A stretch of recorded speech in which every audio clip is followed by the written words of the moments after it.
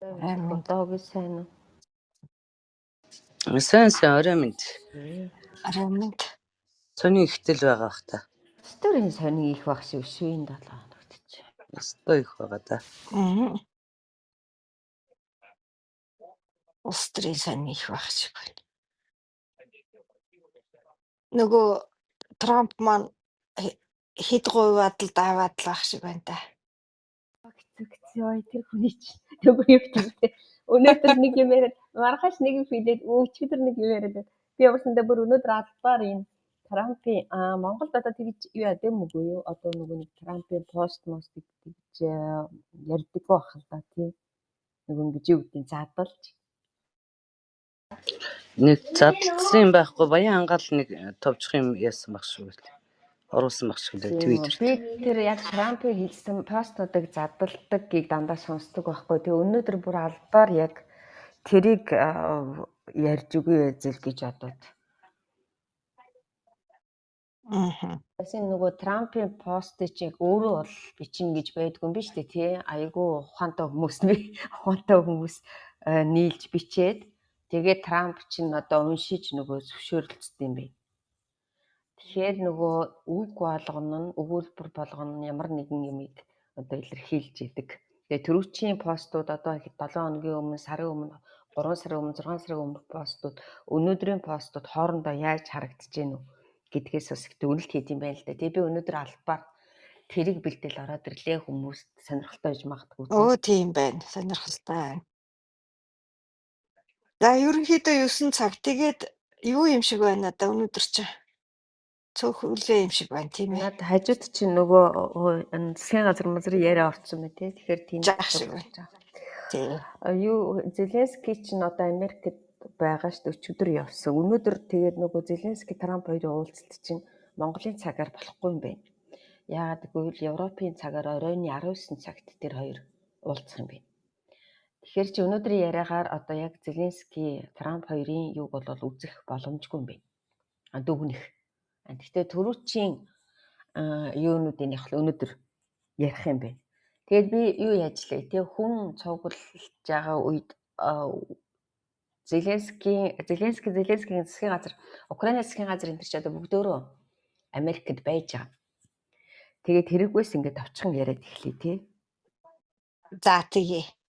Тэгээ түрүүчийн одоо өнгөрсөн 7 хоногт бол ерөөсөө гол төлөв улс төрийн энэ нөгөө нэг энэ Томокавка гэдэг хэлт юм биш үү? Би орсоор Томокавка гэдэг. Пуужин тойрсон л ер нь яриа айгүйх болсон. Тэгэл тэрийг чинь тойрол одоо нөгөө янз бүрийн улс төрийн ярианууд ингээд улс төрийн шинжилгээ тийм юмнууд болоод байгаа. Тэгээд Украины ерөнхий сайд шинэ ерөнхий сайдтай болцсон шүү дээ тий. Украин чинь хуучин ерөнхий сайд нь баталгаан болгохын сайд болсон байна. Тэгээд эдгээр бүгдөө юунд бас нөгөө нэг Америкийн нэгдсэн улсад суугаа Украины консул ч бас шинэ хүн болсон. Эмэгтэй хүн. Ерөнхий сайд эмэгтэй хүн. Тэр консул бас эмэгтэй хүн. Хуучин эмэгтэй хүн байсан да. Гэхдээ тэр нь бол нэлээд удагдсан байсан. Тэгээ сая бүр цоор шинэ хүн тавьсан. Тэгээд ерөнхийдөө бол нөгөө дипломатуудын ажиллагаа айгүй сайн явагдаж байгаа л гэж үзэж байгаа юм. Тэгээд гол Америкт их одоо тэр нөгөө хилцээнүүдийн зарим гэрээ мэрийн дээр ч гэсэн гарын үсэх сурах байгаа юм шиг. Гол нь нөгөө л юутай холбоотой. Газрын ховор элементийн хилцээний тэрнтэй холбоотой баг эцэлсэн гар үсэх мүсэг зурх байх гэд шуугж нэнүүгээр. Тэгээд дараагийнх нь Зеленский чинь өнөөдөр өглөө илүү тий одоо эндхийн Европын цагаар юунуудын Америкийн хоёр том нөгөө нэг баталгаан хамгаалах үйлдвэрийн компаниудын баталгаан хамгаалах компани тэр дундаа нөгөө Петрод үйлдвэрлэдэг компани төлөөлөгчтэй уулзсан ба. За тэгээд тэр нь яг энэгээр нэг тийм жоохон шүүм явж гин. Өнөө худлаг бол би мэдэхгүй. Одоохондоо яг баталгаажсан юм алга. Ягаад гэвэл Зеленскигийн маргаашийн өнөөдөр оройны Трамптай хийсэн уулзалтын дараа л мэдэгдэх бах. Юу гэвэл нөгөө нэг Петрот Пуужингийн системийг одоо үйлдвэрлэдэг компани удирдлагуудтай Петротийн одоо тэр нөгөө нэг суйрлуулах системийн суур системийн эд ангиудыг Украинд үйлдвэрлэх гэрээ хийж байгаа гэсэн хэлцээ хийж байгаа гэсэн ийм чимээ байна. Тэгвэл нэгэсэндээ одоо Украинд Америкийн нэгдсэн улсын тэр батлан хамгаалахын үйлдвэрийн одоо нэг салбар нээгдэх боломжтой болж байгаа гэд үзэж байна. Гэхдээ яг өнөөдрийн байдлаар тэгээд нөгөө чимээл байгаа болохоос биш яг нөгөө яасан юм бол алга. Тэгээд эрчим хүчний сайд батлан хамгаалахын сайд тэгээд энэ хоёр том компани төлөөлөгчтэй уулзаад гол нь одоо нөгөө Украины чинь өвлийг яаж давах уу гэдэг асуудал тулгарчаад байгаа шүү дээ тийм ээ. Тэгэхээр энэ асуудлаар нэлээд том гэрээ хэлцээнүүд хийгдэх шинжтэй байна. Нэгдүгüүрт нь газрын ховор элемент энэ батлан хамгаалахын эрчим хүчний одоо нөгөө нэг батлан хамгаалахын компаниудын төлөөлөгчтэй уулзсан. Ингээд дараа нь тэр эрчим хүчний сайттай уулзаж эрчим хүчний асуудлыг шийдвэрлэх. Ийм асуудлаар одоо өнөөдөр орой болтол Трамптай уулзах хүртлээр ярьж байгаа юм байна. За бас нэг яг энэ уулзалттай холбоотой Америк Украины хамтарсан Artemis LM-20 гээд дроны хилцээ хийгдэж байгаа гэд сая нөгөө түрүүч энэ 7 хоног зураг нь гараад ирсэн байхгүй тэр хамтарсан одоо Украин Америкийн хамтарсан дрон гээд. Тэгээ 1600 км-ийн хол нисэх тийм чадвартай. Тэгээд үйлдвэрлэл нь Америк, Герман, Украинд хуваагдаж хийгдэх. Ийм нэг гэрээ хэлцээ бас хийгдэж байгаа байж магадгүй юм шиг байна. Яагаад гэвэл ерөнхийдөө тэр нөгөө нэг Украины дронуудыг Америкээс зарах эсвэл Америктэй дрон хамтарч үйлдвэрлэх гэсэн ийм юм ерөөсө түрүүчийн 7 хоногт л яригадаад байсан. Тэгээд тэр яагаад яригадаад байсан нь одоо л мэдэгдчихлээ л да тий. Одоо яг энэ өнөөдөр том хэлцээнүүд хийгдэх шинжтэй байна. За энэ талаар энэ дараагийнх нь болохоор энэ нөгөө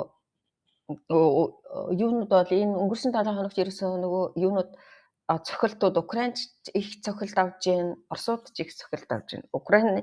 Украины одоо эрчим хүчний дэд станц ч юм уу эсвэл одоо эхийн байгууламжуудыг Оросууд яхтал дрон тутал дараагийн өдөр нь Украинууд бас яг дрондод яваад байгаа.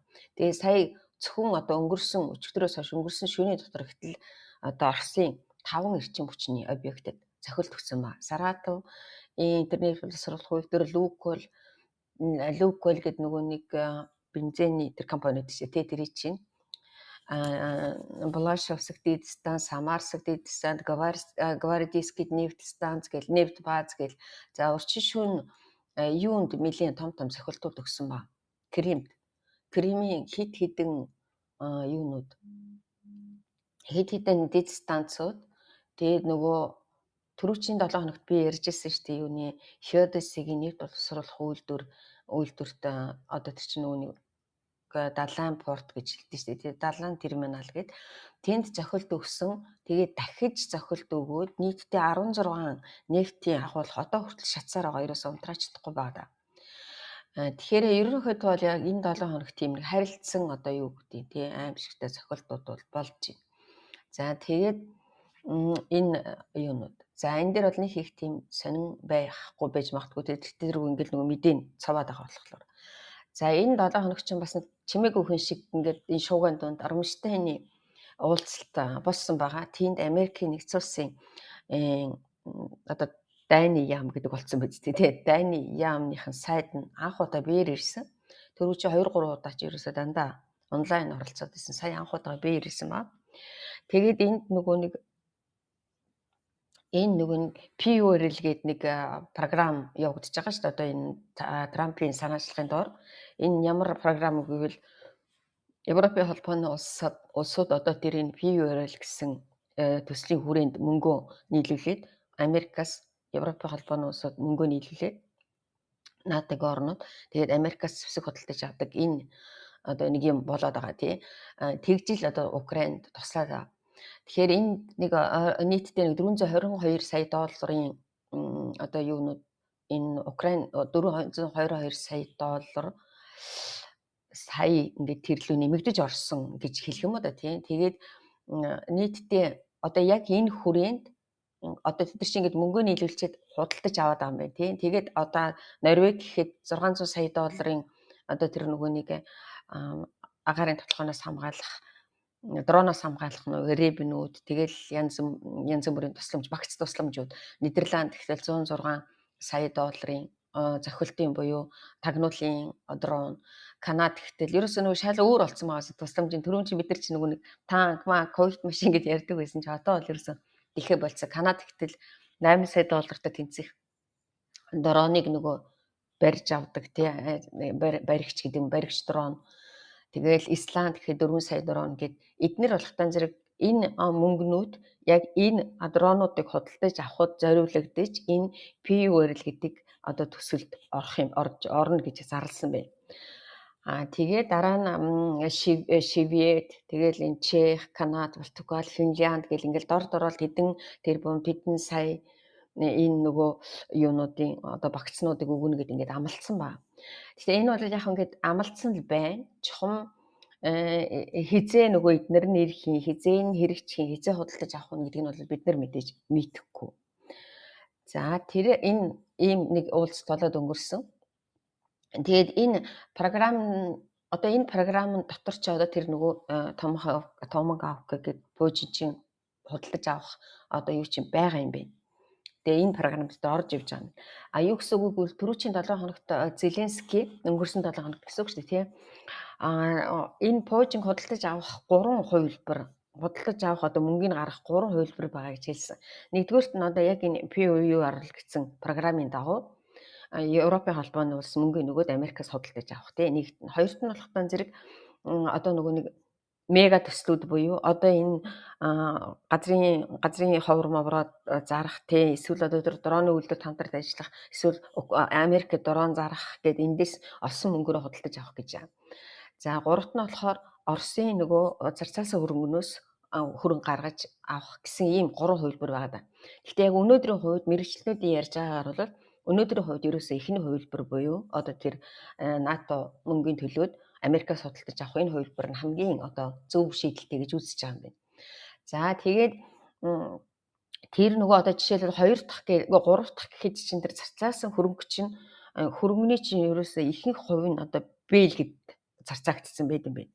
Тэгэхээр чинь Бельгиэс тэр зарцаасан хөрөнгийг авахын тулд ямар нэгэн одоо улсууд тэр Бельгийг одоо хамгаалж баталгаажилт хийж ийж тэр мөнгийг гаргаж авна гэж байд юм байна л. Тэгэхээр тэр Их Британи, Канада улсууд одоо тэр баталгаажилтыг Бельгид гаргаж өгөөд тий ямар нэгэн одоо аюул болох юм бол бид нар ингээд санхүүгийн хувьд ч гэсэн тий бүх юмны хувьд баталгаа гаргаж өгнө гэд тэгээд тэр Бельгид байгаа зарцаасан хөрөнгийг одоо гаргаж авах ийм боломжуудыг судалж байгаа юм байна. Гэхдээ яг болж байгаа болох юм мэдэхгүй. Тэгэхээр энэ хоёр дахь хувилбар мэдээж хэрэг энэ гэрээ хэлцээ хийгдэн тэр нь хизээж болох юм тий айгүй хугацаа орно гэсэн.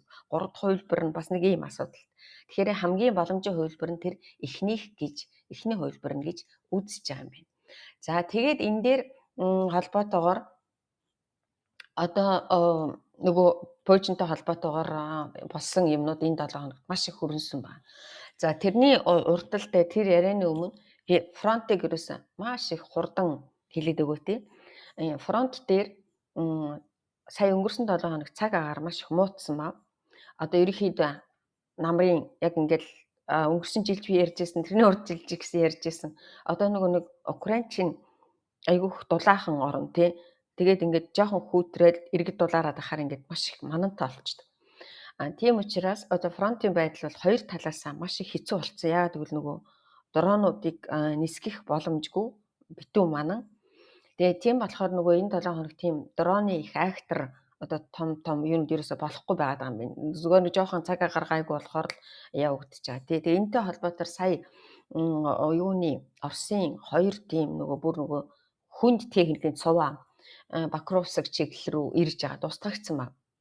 Тэгэхээр одоо ерөнхийдөө нөгөө хүнд техник, танк, тэгээ хоёртын ерөнхийдөө 100 бол ерөөсө бараг байхгүйсэн шүү дээ. Ямар ч тийм хүнд техникийн одоо нөгөө нэг цуваа мувааны дайрлаа давчлаа гэсэн юм огт байхгүйсэн. Тэгээ сая 2 удаа харагдсан бичлэгнүүд нь гарсан байна. Тэгэхээр одоо нөгөө нэг дайны байдал арай жоохон тийм өөр юу руугаа шилжиж байгаа гэж үзэж байгаа юм байна. арай өөр одоо юу гэдэг тактик руу шилжих гэдэг юм уу тийм. За энэ 7 хоногт ерөөсөө нэг тийм актер өөрчлөлтүүд гараагүй гэхээр цаашаа тий. Жишээлбэл Оросууд Днепр Петровскийн хит хитэн тосгон руу одоо дайр орж ирсэн байгаа гэхдээ энэ дээр нөгөө нэг ийм яриа гарч ийн л та. Цэргийн одоо нөгөө нэг фронтын бүс гэдэг юм чи одоо ерөөсөй байха болчдөг тий. Одоо жишээлбэл нэг тосгон эзлэх гэхээр бидний нөгөө толгойд тосгон эзлэх хэр чинь баахан Оросууд орж ирэл тэр тосгоныг ингээл эзэлсэн гэж ойлгоод идэг үгүй. Яагаад гэвэл тэр одоо нөгөө нэг дроны хамгаалтанд одоо жишээлбэл тэр тосгон руу ингээд Оросууд ч юм уу Украин руу орлоо гэхэд хоёр талаасаа одоо дроноор ингээд буудаад ямар ч нөгөө тэр тосгон руу орох боломжгүй болцсон ийм ингээд бүр нөгөө өөр системтэй өөр дүрмтэй дайн болж байгаа болохоор фронтын шугам гэдэг юм ерөөс огт байхгүй тий. Ямар ч байсан нэг жижигхэн суурин байлаа гэтэл тэр суурин нэг өсөндөө Оросын дроонуудын дор орсон гэсэн. Эсвэл нэг суурин байлаа гэхэд Украины дроонуудын хамгаалтанд байж байгаа гэсэн. Тэгэхээр энэ дээр ингээд тэр нөгөө цэргийн аналитик хийж байгаа хүмүүсийг ингээ яриа сонсохоор өөрсдөө ч баг ингээд нөгөө нэг тайлбарлахад аюу хэцүү ийм дайн болж байгаа юм байна. За тэгээд одоо нөгөө нэг сүүмийн чиглэлд болохоор Украин 2 тосгоныг бүр чөлөөлсөн байгаа. Чөлөөлсөн гэдэг чинь юу гэсэн үг гэвэл одоо нөгөө Оросын ямар ч цэрэг тэнд байрлахгүй, тэгээ физически байрлахгүй, тэгээд Украины дроны хяналтанд энэ тосгонууд одоо орцсон байна гэсэн. Одоо энийхээ ингээд чөлөөлсөн гэж яриад байгаа. Тэрнээс Украины цэргүүд ороод ингээд хамгаалаад хүмүүс нь буцаж ирээд ингэсэн юм ерөөсөй байхгүй. Яг тэрнтэй адилхан Днепр Петровскийн 2 тосгон руу Оросууд бас яг ингээд дроны ингээд юм тавьсан байгаа. Тэгэхээр ийм 2 өөрчлөлт гарсан. Тэгээ нөгөөх нь болохоор нөгөө нэг Добропол гэдээ би олон хоног ярьж байгаа тийм. Тэр нь нэг 3 ийм хэсэг газар байгаад байсан. Тэрийг Украинууд эхний 2 хэсгийг нь ерөөсө 2 талаас нь ингээд бүр нөгөө нэг ногоон одоо цэнхэр саарл гэсэн ийм 3 өнгөтэй байгаад байгаа юм. Картн дээр улаан өнгөтэй нь болохоор тэнд яг Оросууд байгаа. Тэгээ саарл өнгөтэй нь завсрын бүс, цэнхэр өнгөтэй нь одоо Украинуудын яг хамгаалтанд байгаа ногоон чөлөөлцсөн гэд тий. Тэгэхээр миний хэдэн одоо тэр хэдэн 7 хоногийн өмнө үзчихсэнийг бодоход ногоон цэнхэр өнгө нь арай жоохон ингээд том өргөн болцсон байлээ. Тэгэхээр юу гэсэн үг гэвэл харьцангуйгаар одоо Украинууд тэрлөө милийн шахаад орцсон байна гэсэн. За тэгээд Оросуудын одоо нөгөө зорилго нь Покровскийг эзлэх тийм. Покровскийг эзлэх гээл нөгөө 2 талаас нь шахаал яваалаа. Гэтэ одоохондоо бол эзлээгүй л байна. За ингээд фронтын хувьд бол нэг иймэрхүү юу болсон. Ийм жижигхэн тайлбар өгч. Тэгээд нэг их тийм учиргүй том хот эзэлсэн гэсэн юм дахиад л байхгүй. За ингээд Украинууд бол Кримд ерөөсөө сүүлийн 7 хоног ер нь бараг л юунуудын нефтийн 2 урьдчилан бас нэг том нефт баазын нефтийн бааз үү юм уу энэ жижигхэн хотод байт юм шиг үлээ. Тэрийг бас тусгасан байлээ. Тэгээд урьдчилан гэхэд 3 дид станцыг тусгасан баг. Тэгэхээр ерөнхийдөө бол ингээд нөгөө үе шаттай явж байгаа тийм. Кремиг одоо бараг л нөгөө худалчгүй суурсан болох болоо тийм. Бараг л агаарын хамгаалах систем, радаруудын устгаад дуусаад агаарын хамгаалах системүүд тэгээд дараа нь одоо нефт баазууд руу тэгээд дид станцрууд нь ингээл үе шаттай явагдаж байгаа. Жохом цаашаа юу болох юм бид нар сайн мэдэхгүй. Нөгөө актер гүүр нь бол байгаа. За ингээд өчигдөр түрүүчийн 7 хоног чинь манай Трамп ч ерөөсөө маш олон мэдээлэлүүд хийсэн байгаа тий. Ерөөсөө Путин лүү чин дайраал тийм Путин гэдэг хүн өөрийн болон Оросуудыг болон Украинуудын цэргүүдийг алхаа бол гээл ингээл би одоо Зеленскийтэй уулзах гэж байгаа. Зеленский Томагавк гэдээ Путин гуйх гэж байгаа. Би тэрийг бодож байгаа гээл ингээл ерөөсөө айгүй олон юм ярьж агаад тэгээ өчигдөр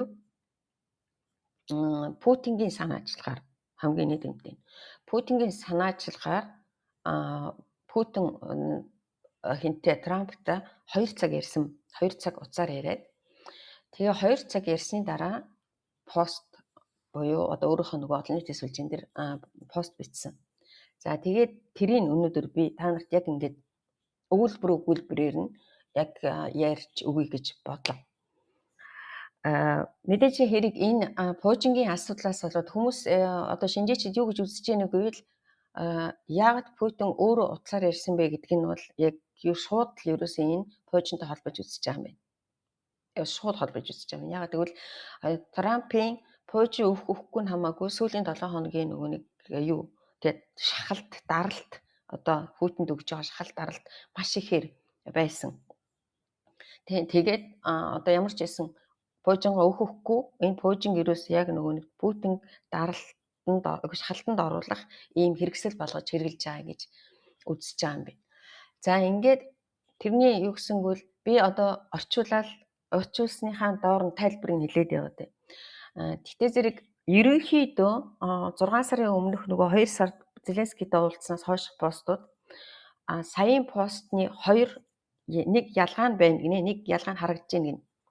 Төрөнд нь дандаа нөгөө нэг Украин руу одоо шахалт үзүүлсэн тий. Украиныг та нар чадахгүй ээжээж, та нар өөрийн гэсэн хөзөргүй ээжээж гэд ингээд шахсан ийм постууд ордог байсан бол энэ удаа тэр ерөөс огт бичигдээгүй байна гэж байна. Дараагийнх нь бүх постн дээрээ дандаа нөгөө хэн бол Путин ч юм бол агуу хүн, миний найз тий би их хүндэлж явдаг гэл ингээд идэг бичээд исэн юм саяын постн дээрээс огт байхгүй энэ ярианы дараа. Тэгээд нэг хэсэг зөндөө юмнууд нөгөө түрүүчийнхээс арай жоохон хүйтэн юутай. Нөгөө одоо хайраа илэрхийлээгүй. Би одоо тэр олон жил найзгүй олон жил би мэднэ бид нар айгу сайхан харилцаатай инээ тэрэг гэдэг юм айгу бага. За тэгээд би дөнгөж сая Оросын холбооны улсын ерөнхийлөгч Путинтэй уцаар ярьж дууслаа. Ярилцлах үр дүнтэй болсон. Ерөөсөө илүү дутуу юм бичээгүй. За дараагийнх нь ойролт орнуудад инх тайван тогтооход одоо агуу амжилт үзүүлсэн надад болон Америкийн нэгдсэн улсад баяр хүргэсэн. Гэхдээ Путиний төрсөн өдөрт Трамп анх удаага ерөөсө баяр хүргээгүй юм байна. За бидний сонсож байгаа хүмүүст бол инээд нь баяр хүргэсэн чад өргөөгүй чад ингэ тий. Гэтэл үнэн чанартаа эн чинь бол айгүйх тийм нөлөө үүтэй байд юм байна тий. Тэгэхээр нэг ч удаа анх удаага одоо энэ жил төрсөн өдөрт баяр хүргээгүй юм байна. Тэгээ хүмүүс одоо жишээлбэл төрсөн өдөрт нь баяр хүргэх байх гэсэн чинь ерөөсөө нөгөө тэр баяр хүргэсэн өнгөрсөн ч гэсэн хожиж гэсэн огт баяр хүргээгүй өнгөрсөн. Харин Путин намайг ойролт орнодод инх тайван тогтоосонд одоо юу баяр хүргэсэн гэж ингэж хэлсэн гинэ. За тэгээд одоо тэр өөрөө хэлэхдээ энэ ойролт орнодод инх тайван тогтооход ихийг одоо олон зуун жил хүмүүс мөрөөдж исэн гэж одоо Путин надад хэлсэн гэж хэлж байгаа. Тэгэхээр тэр олон зуун жилийн хүмүүсийн мөрөөдсөн мөрөөдлийг би биелүүлсэн гэдэг утгаар. За дараа нь ойролт орнодод амжилт олсон Орос Украины дайныг зогсоох хэлэлцээрт одоо бидэнд тусна гэдэгт би үнэхээр итгэж байна. Тэгээ энэ гэдэг чинь миний одоо дараагийн ажил бол Орос Украины дайныг зогсоох тухай ярилцлаа гэсэн үг юм байна. За дараагийнх нь ерөнхийлөгч Путин тэргүүн хатагтай Меланид хүүхдүүдийн асуудал тууштай хандаж байгаа талархал илэрхийлсэн. Тэр маш их талархаж буйгаа хэлээд цаашид энэ ажил үргэлжлэнэ гэж надад хэлсэн гэж бичсэн ба.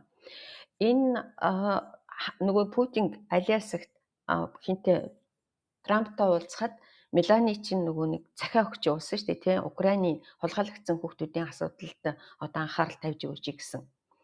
Тэгээд энэний дараа Украины тэргүүн хатагтай Америкийн тэргүүн хатагтай хулгайлагдсан хүүхдүүдийн мэдээлэл авчирч одоо энэ хоёр хооронд уулзсан байна. Энээс хойш одоо нөгөө маш их энэ одоо асуудал итвэхсэн. Тэр жигтэйл одоо түрүүчийн 7 хоногоос эхлээд 2-7 хоног тэр энэ Мелани тэр Зеленская хоёрын уулзалтын дараагаас эхлээд 3, 5 өчигдөр хүртэл 8 хүүхэд гол төлөв өсвөр насны хүүхдүүд Украинда буцаж ирсэн байна. Тэгэхээр ямар ч байсан энэ бол одоо үр дүнтэй ямар ч байсан үр дүнтэй явж байгаа юм байна тий. Тэрнээс ч түрүүнд нь хизээч ин тэргүүн хатагтай нар уулзаж янз бүр болж байгаагүй тий. Тэгээд саяын тэр уулзалтаар бол Мелани одоо нөгөө нэг Украины тэргүүн хатагтай маш их зөв мэдээлэл авчиж өгсөн байх магадaltaй гэж үзэж байгаа юм. За ингээд дараагийн нэг ишлэл нь мөн бид Украины дайн дууссаны дараа Орос Америкийн худалдааны асуудалд ихээхэн анхаарал хандуулах тухай ярилцсан гэв. За энэ дээр энэ нөгөө хүмүүс айгүйх акцент тавьж илээ. Юу гэсэн үг гэвэл түрүүн анх эхлээд дөнгөж Трамп ерөнхийлөгч болохдоо эсвэл одоо Зеленскийтэй уулзсны дараа эсвэл сая тэр Аляскад уулзахдаа дандаа нөгөө би одоо нөгөө хаанч үлээ юу яа тий том төсөл Оростой байгуулна, сансарт ч ажиллана, тэнд ч ажиллана гэл ингээд яриад байсан шүү дээ тий. Тэгээд анх удаага Украины дайн дууссаны дараа гэж ингэж хэлсэн гинэ. Тэгэхээр энэ айгүйх учиртай утгатай үг гэдэм юм. Чи дайнаа дуусах тий дайнаа дууссны чинь дараа Америк Орос хоёрын худалдааны асуудлууд яригдэн шүү гэсэн одоо нэгсний дохио өгсөн гэж шинжиж байгаа юм шинжиж.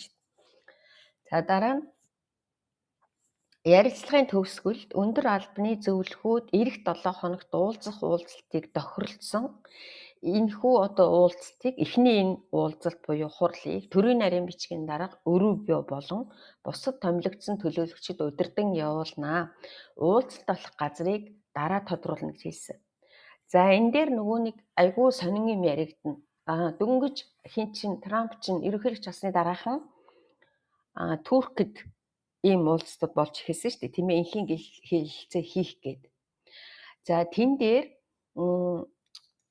нэг уулзалтын одоо бид нар бүгдөө санаж байгаа бах.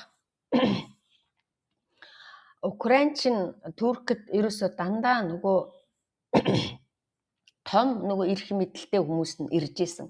Яг тэр тухайн үеийн Украины уулзалтан дээр, Туркийн уулзалтан дээр Украины одоо ерөнхий баталгаа хамгаалахын сайд нь тэгээ ерөөсө хамгийн өндөр албан тушаалын хүмүүс ирж исэн. Оросоос та нар хэн ирж ирснийг мэдж байгаа. Тэ нөгөө нэг Мединский гээд түүхч удирдах ирж исэн. Тэгээд хамгийн сүүлийн нэг удаагийн уулзалтан дээр Рубио төрийн нарийн бичгийн дарга чинь ирчээд тэгээд нөгөө юунуудтай тэр нөгөө Мединскийгийн удирдсан Оросын төлөөлөгчтэй уулзалтгүй яваад өгсөн. Тэгээд дараа нь би энэ нөгөө ийм хүмүүстэй уулзахгүй тий гэрээ хэлцээ хий гэж бодож байгаа бол хамгийн дээд өндөр нөгөө нэг албан тушаалын хүмүүстэй би уулзах хэрэгтэй гэж явцсан байхгүй юу. Тэгээ ерөнхийдөө тэр Туркид болсон тэр одоо инхийн хэлцээ байгуулах одоо тэр уулзалтууд буюу гэрээ хэлцээнүүд тийм их үр дүнтэй болоогүй ингээд дууссан. Тэгээд энд одоо болохдоо зэрэг Оросын тал чинь өчигдөр мэдгдсэн Лавров өөрөө төлөөлөгчтэйгөө Лавров удирдаа төлөөлөгчт нь явна гэд. Тэгэхээр энд нэг айгүй сонин өгүүлбэр нь өгнө гэвэл эхний хурлыг буюу эхний уулзалтыг гэж байна. Тэгэхээр бодоход энэ чинь нөгөө түрүүчийн уулзалтуудаас биш бүр ингээд цоо шинээр эхлэх гэж байгаа юм шиг хэлсэн байгаа өчигдөр. За тэгээд дараа нь Путин бид хоёрын харилцан тохиролцсон Унгарын Будапешт хотод уулзаж тэгээ Орос Украин хоёрын энэ ичгүртэй дайныг зогсоох болно. Ойролцоогоор 2-7 хоногийн дараа уулзах болов гэсэн маа. Тэгэхээр эндээс юу гэж харж байгааг гэвэл эхний одоо энэ томчуудын уулзалт яг үнэхээр тэр Лавров нь дээд тушаалын хүмүүстэйгээ ирээд Америкийн талаас төрийн нарийн бичгийн дарга Рубио дээд тушаалынхантай уулзаад энэ хэд мэдээж энэ ирж байгаа хүмүүс чинь дараагийн уулзалтын одоо гарын үсэг мүсэг зурах те тохиролцсон юм дээр гарын үсгэх ийм ажиллагаа хийгдэнэ гэсэн үг шүү дээ тийм үү. Тэгэхээр энэний дараа Унгарын Будапештэд уулзна гэсэн ба. За тэгээ мэдээж хэрэг Будапештийн уулзалтанд хүмүүс их маш олон л юу л ярьж байна л да тий нөгөө нэг таамаглал яагаад Будапешт тэгээд Будапешт гэдэг чинь одоо украинчуудын хувьд бол айгүйх тийм эмзэг сэдв гарч ирнэ тий нөгөө нэг анхны Будапештийн меморандум буюу одоо Украины зэвсгийг устгуулад Америк, Орос, Их Британи 3 одоо нөгөө баталгаа ажилд гаргаж өгөө. Тэгээ хамаг зэвсгийг устгуулчаад дараа нь Оросууд арчаад ингэж сууж байгаа. Тэр хот чинь өөрөө. Хоёрт нь Унгарийн Орбан чинь ерөнхийдөө Европын холбооны улсад одоо өөрийгөө нөгөө нэг цагаан тагтаа гэж хэлдэг тий хамгийн одоо юу гэлээ даймаа хүсэхгүй Оростой сайн байна, баруунуудтай сайн байна гэж ингэж ярьдаг ийм байгаа. Тэгээ Орбаны тухай бид нар бүгд айгүй сайн мэднэ ямар хүн бэ юм бэ гэд. Тэгэхээр тэнд уулзна гэд хэлсэн ба. Тэгээ түрүүчийн 7 хоног чи ерөөхдөө Унгар улс чинь биш те зүр саяхан 2 сар өмнө сарын ч өмнө нөгөө нэг Путин баривчилж болох Урамын дүрмээсээ татгалзаад тэр олон улсын эрүүгийн шүүхийн хариадлыг хүлээн зөвшөөрөх юм болж гарцсан. Бас сонирн байгаа ч тийм. За тэгээд тэгэхээр чин Путин бол Унгарт ирэхэд одоо Гаагад баригдана гэсэн юмнаас бол чөлөөлөгдөж байгаа юм байна. Гэвч нөгөө нэг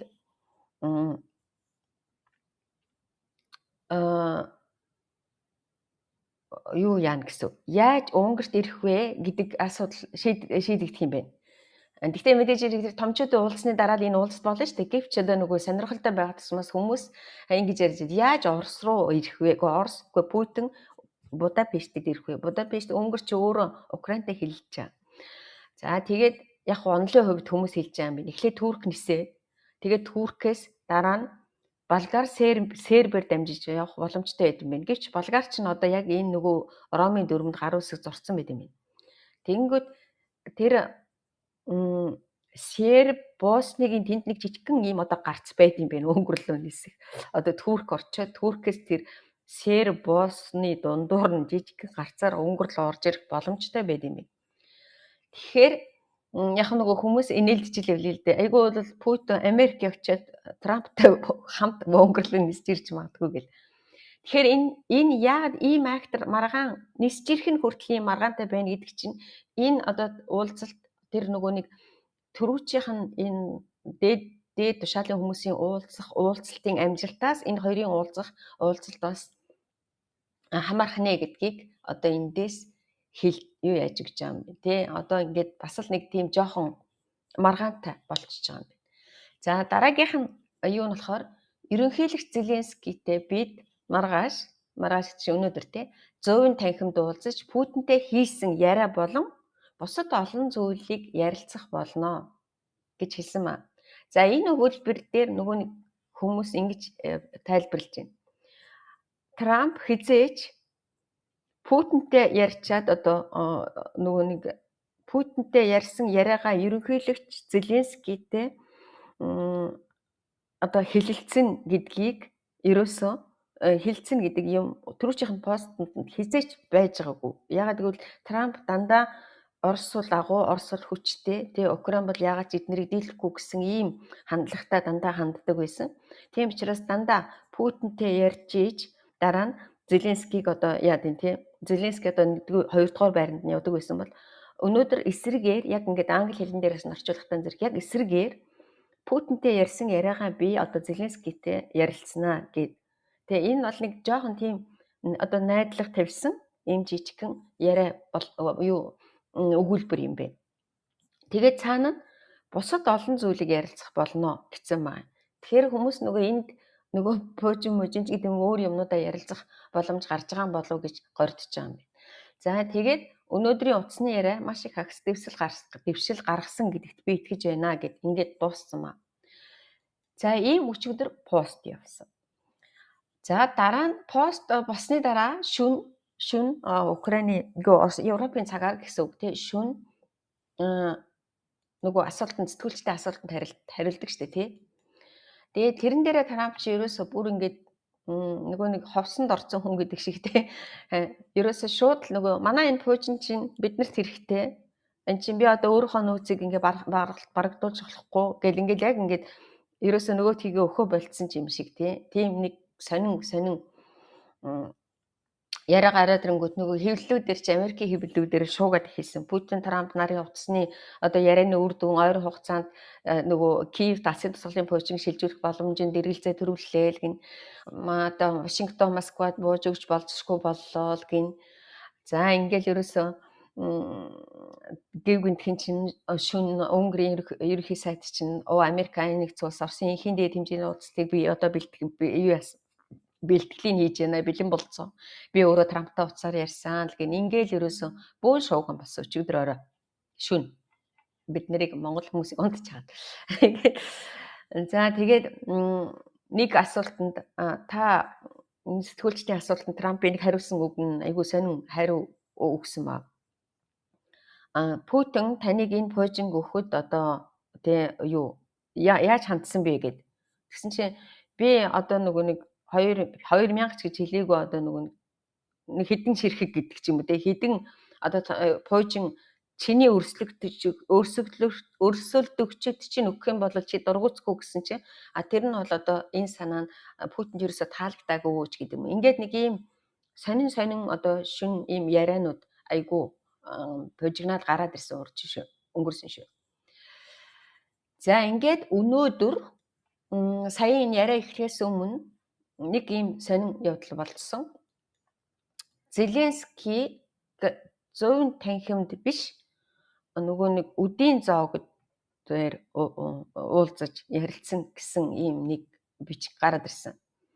Тэгээд хүмүүс бас дахиад эргэлзэж эхэлж байгаа юм байна. Ягаад гэвэл төрүүчийн нөгөө нэг зөв тавхинд болсон уулзалтын дараа Зеленский чи үдийн хоолнд орох байсан чинь тэр уулзалтын туслаад хөөгөөдөө уулзсан шүү дээ. Тэгсэн чи өнөөдөр оройн 19 цагт үдийн зоогийн үеэр уулзна гэсэн байгаа байхгүй. Тэгэхээр бас нөгөө нэг Украинч хөрх амтны би хэлсэн шүү дээ.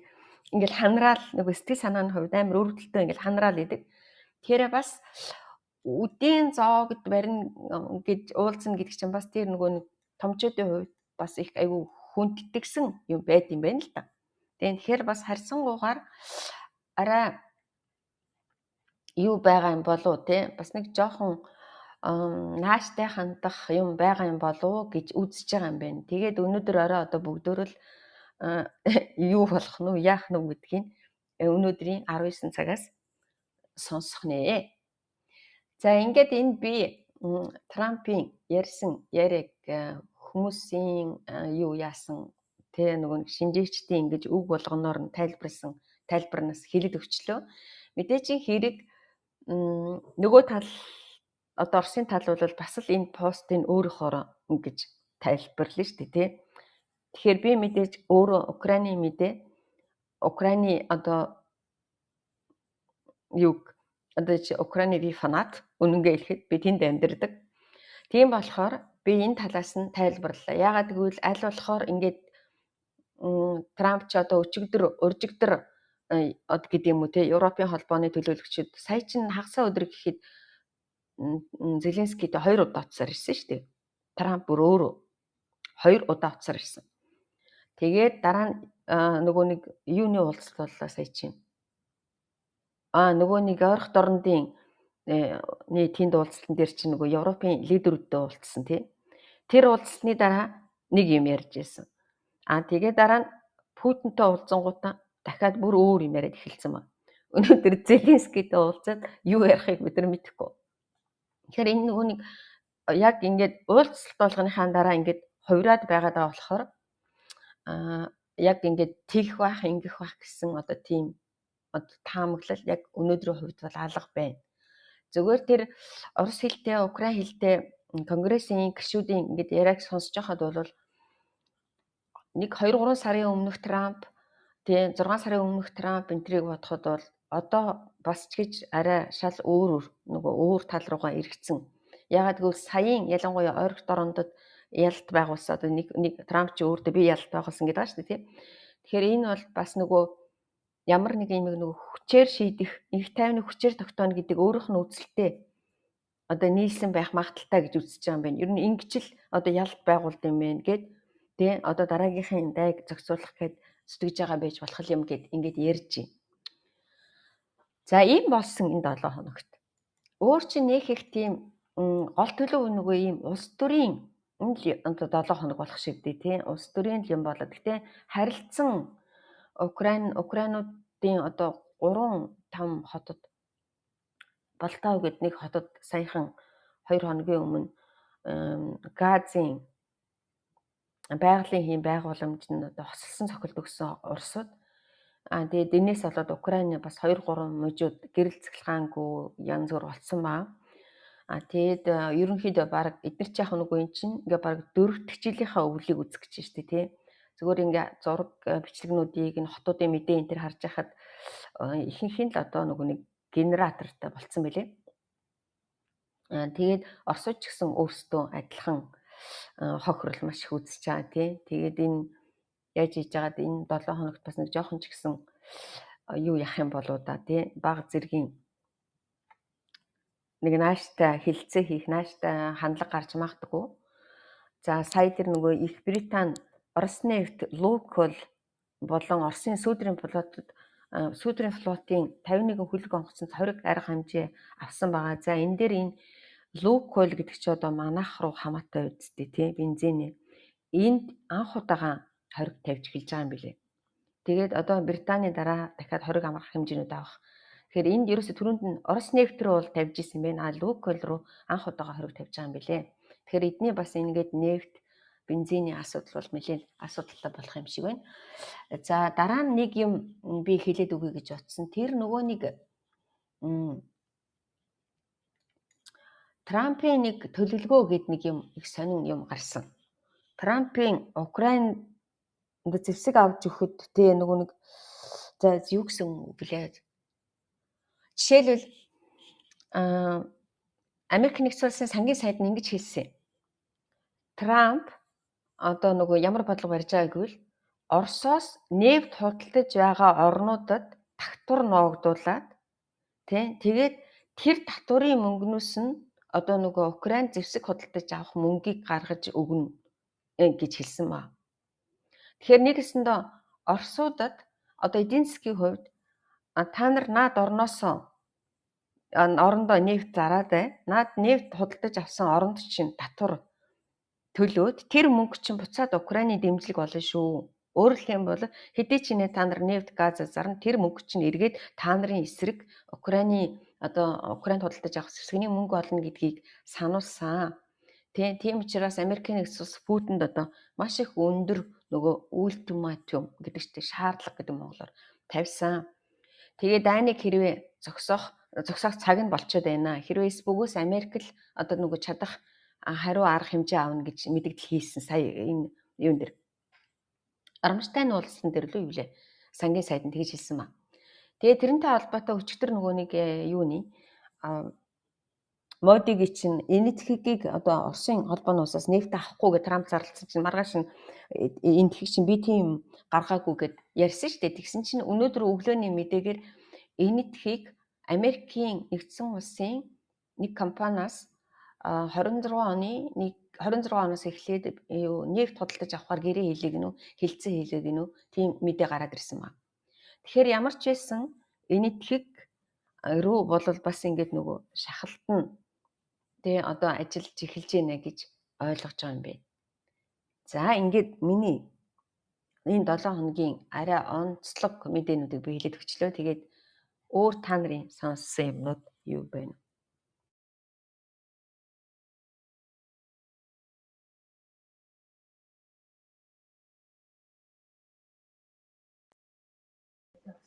Энэ Украин дуулжлалт нэгэд юм яриад энэ тэр ямар учиртай? Хэнийг? Тийм яриа байхгүй. Будапештэд Унгарын нийслэлд Будапештэд 2-7 хоногийн дараа хэрвээ эхний уулзалт амжилттай болсон. Уулзалдах юм. Одоо энэ нөгөө томчууд нь уулзах юм бэ?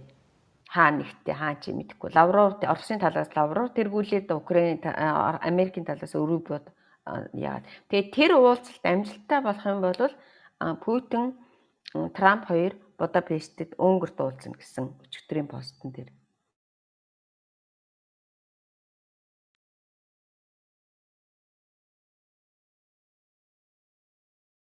Яа манайхаа асуулт юм хүн юу болж байна? Фронт дээр Оросын тал нэг урагшаа явуулсан уу? Ямар байна ер нь? Яг урагшаа явсан уу гэхээр цаашаа тий зүгээр бүр амжилтгүй юу гэхээр тэр Донбасс Днепр Петровск мужи руу 2-3 тийм жижигхэн суурингуудыг дроны хамгаалтанд авлаа гэсэн мэлээ. Тэрээс хоёр одоо нөгөө нэг эзэл чадна гээл анх эхлээл дайрсан Доброполож эзлээгүй байна, Покровскаж эзлээгүй байна, Константиновкаж эзлээгүй байна. Яг нөгөө жижигхэн ийм нөгөө суурингуудаар одоо нэг гэсэндээ нөгөө Покровска эзлэх гээл тойроод явж ил байна. Тэгээ нэг тийм одоо тэр нөгөө түрүүний миний хэлснээр цаг агаар муудчаад одоо эдгээр чинь нөгөө өөр тактикаар одоо жишээл Украинд энэ хагасан сая өдрөөс эрс хүүтэрнэ гэж ил. Тэгэхээр чи нөгөө нэг одоо энэ бороо Украин чинь айгүй бороо шүү дээ. Одоо ингээд ерөнхийдөө бороо орчдөг. Тэгэхээр бороо ороод ингээд манан болоод ингээд бие гадар ихээр нөгөө дорооны тоглоомнууд чинь бас айгүй багасчдаг юм байна. Тэгэхээр одоо яг нөгөө газрын тоглоомнууд эхэлнэ тий. Тэрний дараа л нэг жоохон юм мэдэгдэх юм бол одоохондоо нэг Украинууд баг сүүм үжи баг чөлөөлөх гэж ах шиг байх шүү. Ер нь бол нэлийн амжилттай явж илээ. Оросууд болохоор нөгөө л Донбасс тагаал нухаа да.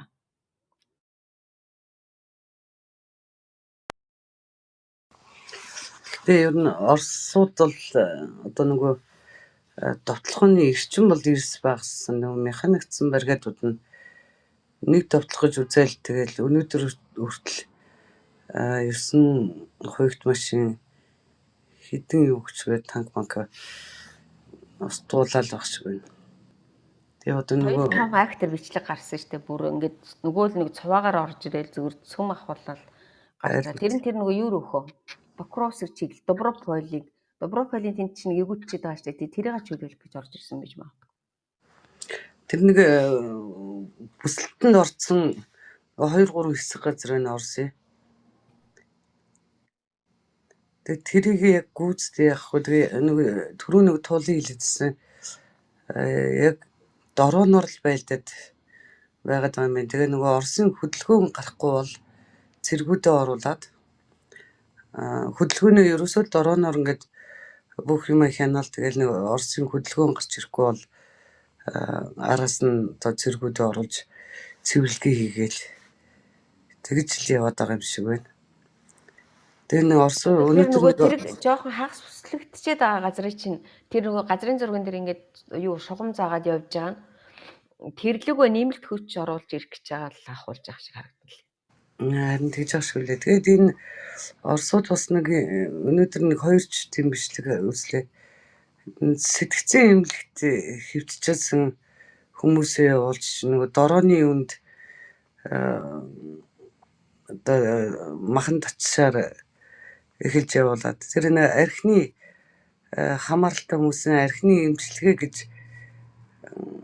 одоо манайх нэг архины эмчилгээ гэдэг шүү дээ. Тэр шиг тэгж яаж байгаа нөгөө хүмүүсээ фронт руу явуулсан байна. Тэгээд тэр нөгөө архины хамааралтай тэр сэтгцэн өвчтөн хүмүүс нь тэр нуувчин дотор ч нүцгэн шалдан ястан нэг галзуурсан хүн ямар гэдэг үлээ тийм үйлдэл хийгээл байж илээ. Тэгээ энийг одоо нөгөө одоо өөрсдийнхөө болохгүй нийгмийнхаа болохгүй хүмүүсээ тийшээ махан татшаар явуулж нэгдүгээр цэвэрлэгээ хийж нь хоёрдугаарт одоо нөгөө араас нь одоо дорооныг одоо Украины дорооныг цөөрүүлэх юм аль эсвэл нөгөө тамталтаа тэр хүмүүсээ явуулж ийн гэсэн тийм тайлбар байгаад илээ. Ерөөсөө ихний тэр нөгөө яваа баахан юуны хоригдлуудаа явуулсан шүү дээ 22 онд.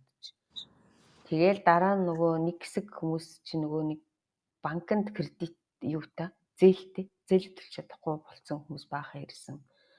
Одоо тэгээ сая энэ архичин чинь бүгдээрээ ирж байна. Одоо сая би нэг яасан шүү дээ нэг залуугаас ярилцлага авч байгаа байхгүй юу? Нэг баригдсан олзлогдсон цэргээс. Чи яагаад энэ дайнд ирж байгаа юм гэсэн чинь нэгдүгээрт би банкныхаа өрөг төлж чадахгүй. Хоёрт миний байшин шатцсан. Байшиндаа засвар шатаад нөгөө аюу муу болцсон. Байшиндаа засвар хийх гэсэн мөнгө байхгүй. Гуравт нь манай хүүхдүүдийг одоо нөгөө интернат манайхаар бол асрамжийн газар хүүхдтэй авах гэж байгаа. Тэ ийм л шалтгаанаар одоо дайнд ирсэн байгаа байхгүй. Тэгэхээр чи ерөөсө дандаа тийм нөгөө нэг одоо ядууруулч тийм ээ л да. Одоо миний ойлгож байгаагаар би тэгж л ойлгосон. Ард түмний өвөрс дээд зэргийн ядуу болгочт юм байна. Тэгээ нөгөө ядуу хүмүүс чинь мөнгөний төлөө бол ерөөс хүн алхаас ч уцахгүй, дайнд явахаас ч уцахгүй болгочт юм байна л гэж харж байгаа. Ерөөсө сүүлийн тэр баригдаж ирж байгаа хүмүүс ерөөсө дандаа ерөөсө бизнесмен ч гэдэг юм уу те мөнгөтэй төрөхтэй хүн тэнд алга байна шүү дээ. Дандаа л ийм одоо бүр аргагүй байдалд орсон. Дайнд л явж мөнгө олохгүй л өөр аргагүй. Хүний хүүхдийг алж, хүний орон гэрийг сөнөөж, хүний нутагт ирж тэ өөрийнхөө хүүхдийг аврах гээд асрамжийн газараас авах гээд ирж байгаа аав хүн байна шүү дээ. Тэгэхээр чин ийм хүрэгцэн байна гэсэн үг байхгүй. Ийм аимшигтай болгосон байна гэсэн. Тэгээ бас нэг айгүй эвгүй мэдээ фронтоос гарсан юу гэвэл өчигдөр тэр нөгөө нэг Украинуудын дронд хойд солонгосын нэг цэрэг одоо тэр Курск мужид дроны оператор бол байгаа дүртэй гарсан тийм бичлэг гарсан. Тэгээд тэндээс хойд солонгосын цэргүүд бол одоо Курсктэй байх нь бол байгаа юм байна. Тэгэхдээ дроны одоо нөгөө оператороор ажиллаж байгаа юм байна. Тэгээд энэтэй холбоотой нэг мэдээ 9 сард гарч ирсэн байхгүй юу? Юу гэвэл 9 сард нэг Оросын ээж ихнэр эмэгтэй уйлаад яриад исэн бичлэг гарсан. Юу гэвэл Курскт байгаа дроны операторуудыг дроны оператор байсан нөхрийн одоо нөгөө энэ явган цэргийн тултаанд оруулаад тэгээд амин өргөцсөн гэлөө алгуулсан гэлөө. Тэгээд нөгөө анханасаа тэр нөгөө дроны оператор гэж авчаад тэгээд ингээд явган цэрэг болгоод явуулсан гэд уйлаад исэн байхгүй. Тэгээд эндээс тэр нөгөө өчигдөр Оросын өөрийнх нь цэргийн юу шинжээч тэгж хэлж ийл штэ. Нөгөө Курскт байсан Оросын дроны операторуудыг явган цэрэг болгож явуулаад оронд нь Украин хойд солонгосын дроны операторууд үлдсэн байх магадлал айгүй өндөр байна гэж тайлбарлажлаа. Тэгэхээр чинь ер нь одоо нөгөө нэг Трампын өөрийнхөө цэргүүдийг жалаад хүний цэргүүдийг жалаад гэдэг байна гэдэг чинь бол бас л яг үнэн байхгүй. Ингээл ерөөсөө хайр найраггүй.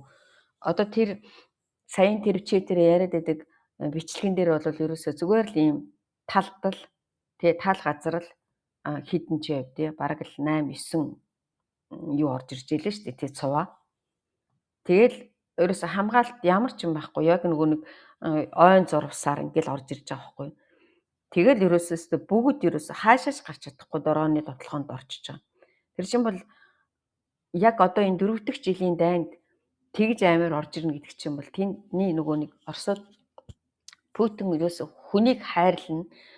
Путин чинь одоо ерөөсөө л Оросын цэргийн удирдлага бол хүнийг хайрлна. Хүн гэдэг амьтан чинь ийм хамгийн үнд цэнтэй юм гэдгийг ерөөсөө огт мэдэхгүй байгаа нь харагдаад байна шүү дээ. Украин чи хүн цөвтэй болохоор харьцангуйгаар ийм нэг хүн хайрлах тактик явдаг. Эднийх бол ерөөсөө одоо хүртэл хичнээн би бичлэг үздэг тий. Ерөөсөө л аригчинч вэ, тамхичинч вэ, өртөөч вэ тий бүгдөө л хүн штэ тий. Тэгэхээр энэ систем гэдэг юм чинь ингэж хүн хайрладаггүй муухай систем юм байна л да. Дайрдаг ч хүртэл ингэж л харагддаг юм.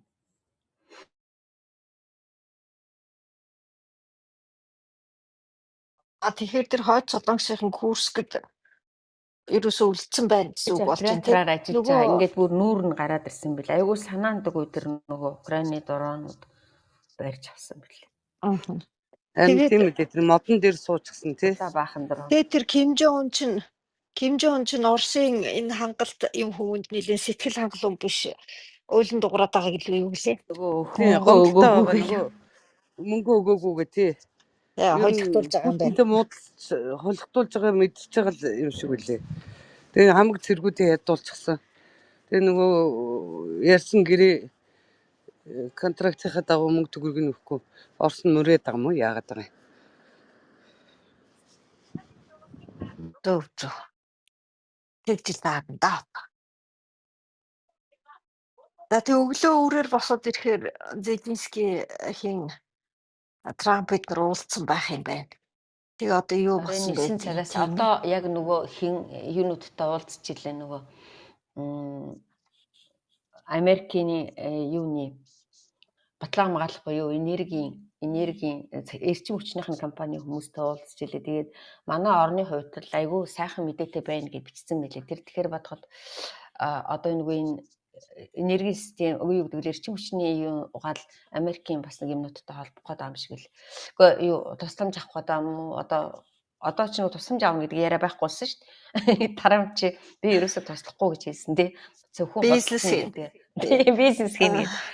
Харин нэг Зевсгийн үйлдвэрийн дарга бас уулзж байна. Одоо яг сая яриа хэлцээний явагдаж байна. Тэр тэгж ах шиг.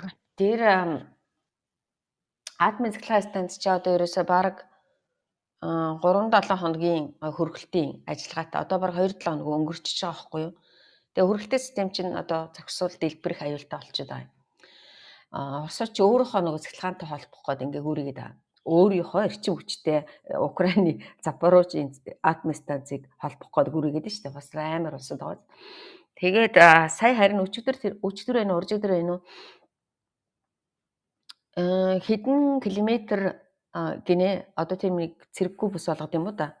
Тэгэж нөгөө атомын бүснээс атомын юу цэцлэгээ станцын бүсээс гаргаад тэгээд одоо нөгөө нэг юу гэдүүлээ засвар хийх ийм юм тохиролцоонд хүрлээ гэж хэлжсэн.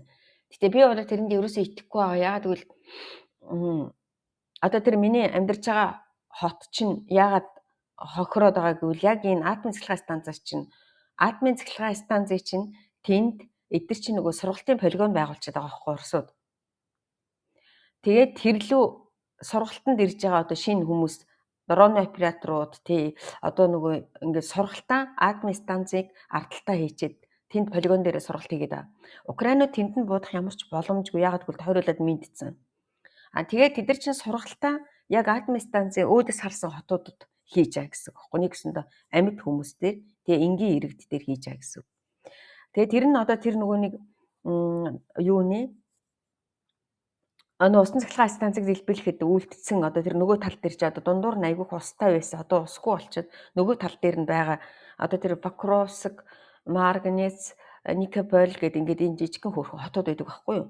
Тэр хотууд руу ерөөсө өдөр шөнөгүй ингээд нөгөө туршилтын дрон, туршилтын их буудалтай ингээд явагдаад байдаг. Тэгэхээр хэдэн километр чөлөөлөөд засвар хийн гэдэг бол баг худлаа олчих гээд. Яг бол тэр полигоноо тэндээсээ гарах болчих штэ тий. Тэгэхээр атомын цэцлэгээ станц, Запорожье атомын станц бол ерөөсө маш аюултай. Ингээд ерөөсө баг л нөгөө үсэн дээр тогтоод байж байгаа гэсэн.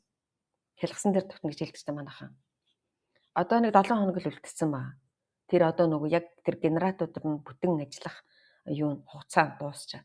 Тэгээ жоохон энэ 7 хоногт эдгээр ингээд нэг энэ юунд хүрээд тий амжилтанд хүрээд ядаж нэг талаас нь ч гэсэн сургахныг оруулж сур хийхгүй бол болохгүй гэж би болохгүй л хальтаа мэдгүй нэг тийм яриа гарсан.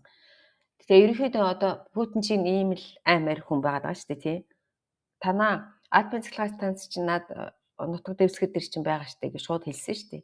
Би болохгүй тэр чинь дэлбэлээ шүү л гээл. Тэгээд одоо нөгөө нэг дайнаа эхэлсэн дуусгаж чадахгүй ингээл айлгаа сууж байгаа нэг хүнтэй болсон дэлхий.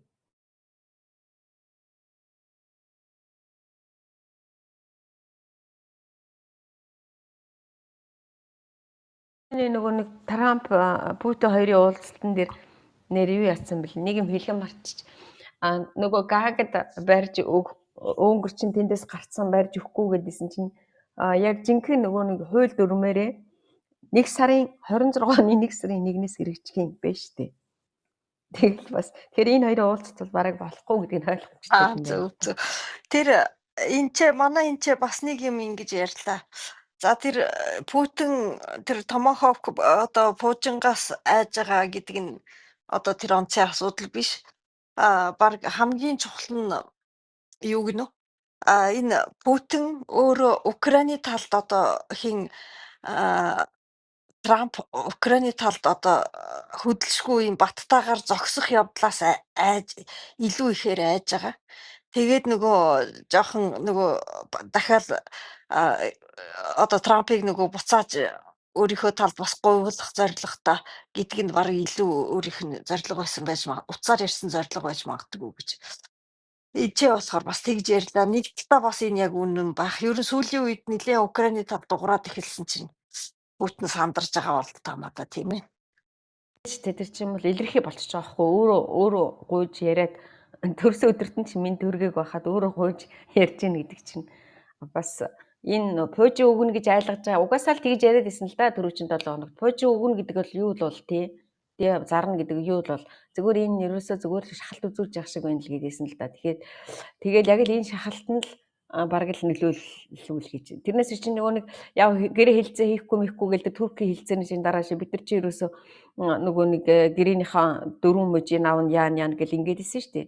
Тэгэхээр чин бол саяын юугаар бол ерөөсөө юу ч ярихдаггүй л шүү дээ 4 мужийн чи аав нь тэрийгээ тэндээсээ гарга тэгвэл гэрээ хилцээ хийн гэсэн юм ерөөсөө байхгүй.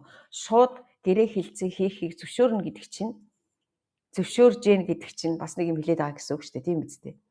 Төрөн чинь бол зүгээр л нэг сайхан дөрвөн мужаасаа одоо Донецк Луганскаас гарах гээл ингээд шаардаад байдаг байсан чи өчигдөр бол тийм шаардсан юм ерөөсөө байхгүй.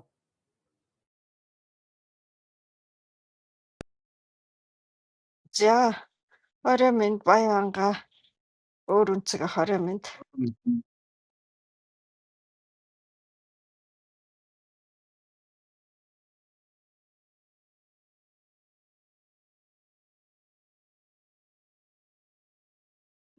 Тэр нөгөө нэг пуужинга өгөхгүй бах тий. Үгүй ах уу би бол өгөхгүй ах л гэж бодож байна. Зүгээр яг нөгөө нэг Оросыг дарамтлах одоо шалтал байгаа. Дэвшгийн үйлдвэрийн дарга эднэртэй уулзаад ах юм тэгэхээр биш үү те. Эн чинь нөгөө Петротыг юу Аа, зөв, хамт зөв. үйлдвэрлэх гэж байгаа гэсэн. Аха. Тэр Японд томоохон пуужин өгөхдөө эдгээр чинь цэргийн бэлтгэл хийгээ мэрэгчлэтнүүд ирээ зааж сургаж гин гэд ингээд ах юм бэлээ. Тэгээ түрүүн чинь Трамп чинь одоо украинчуудад зааж мааж ингэж яахгүй шууд Америк цэргүүд өөрсдөө буудна эдгээр гэд. Тэгээ энэ ер нь жоох итгэл үнэмшил муутай болчихоо эсвэл одоо Америкууд өөрсдөө буудвал эн чинь юу гэсэн үг вэ? НАТО хөдөлчлөө гэдэг үг болно гэсэн үг үү? Тэгээ энэ хүний чи яриа нэг л авчилдахгүй байгаадах юм те. Гэхдээ тэр яриаг чинь бол зөвөр нөгөө нэг өөрийнх нь цэргийн хүмүүс тэгж хэлсэн шүү дээ. Юуны нөгөө сургаж цаг алдахгүй тий. Украины цэргүүдийг сургаж цаг алдахгүй Америкийн нэгдсэн улсын өөрийнх нь мэрэгчлэтнүүд энэ дээр нь ажиллана гэл тэгсэн л дээ. Аха. Энэ юуны Америкийн цэргийнхэнд нь бол сонирхол их байх шиг болж шүү дээ. Яагаад тэгэхээр бас энэ юуны дунд тусгалын энэ пуужинга Оросд туршиж үзэх сонирхол асар их байх шиг байна.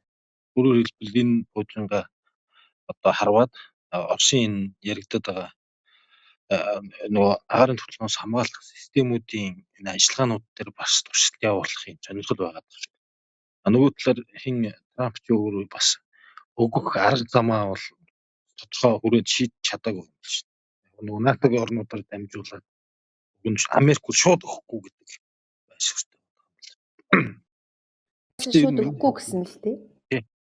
Миний бодлоор бол ер нь өгөх нь арай хойшлогдчих шиг боллоо. Энэ эргээд нөгөө Унгарт болох, Будапештт болох энэ Путин хэн хоёрын уулзалт юу болох нь вэ? Ямар ч үс эхний ээлжинд бол нөгөө төрийн нарийн бичгийн дарга болон Лавров уулзалт одоо техникийн ажлуудаа хийгээд эхэлсэн шүү дээ. Тэргийн сайд Сая би тэрийг чинь хэлээд бүр нөгөө яагаад өгчлээ тайлбарлаад өгчлээ. Тэгээд нөгөө нэг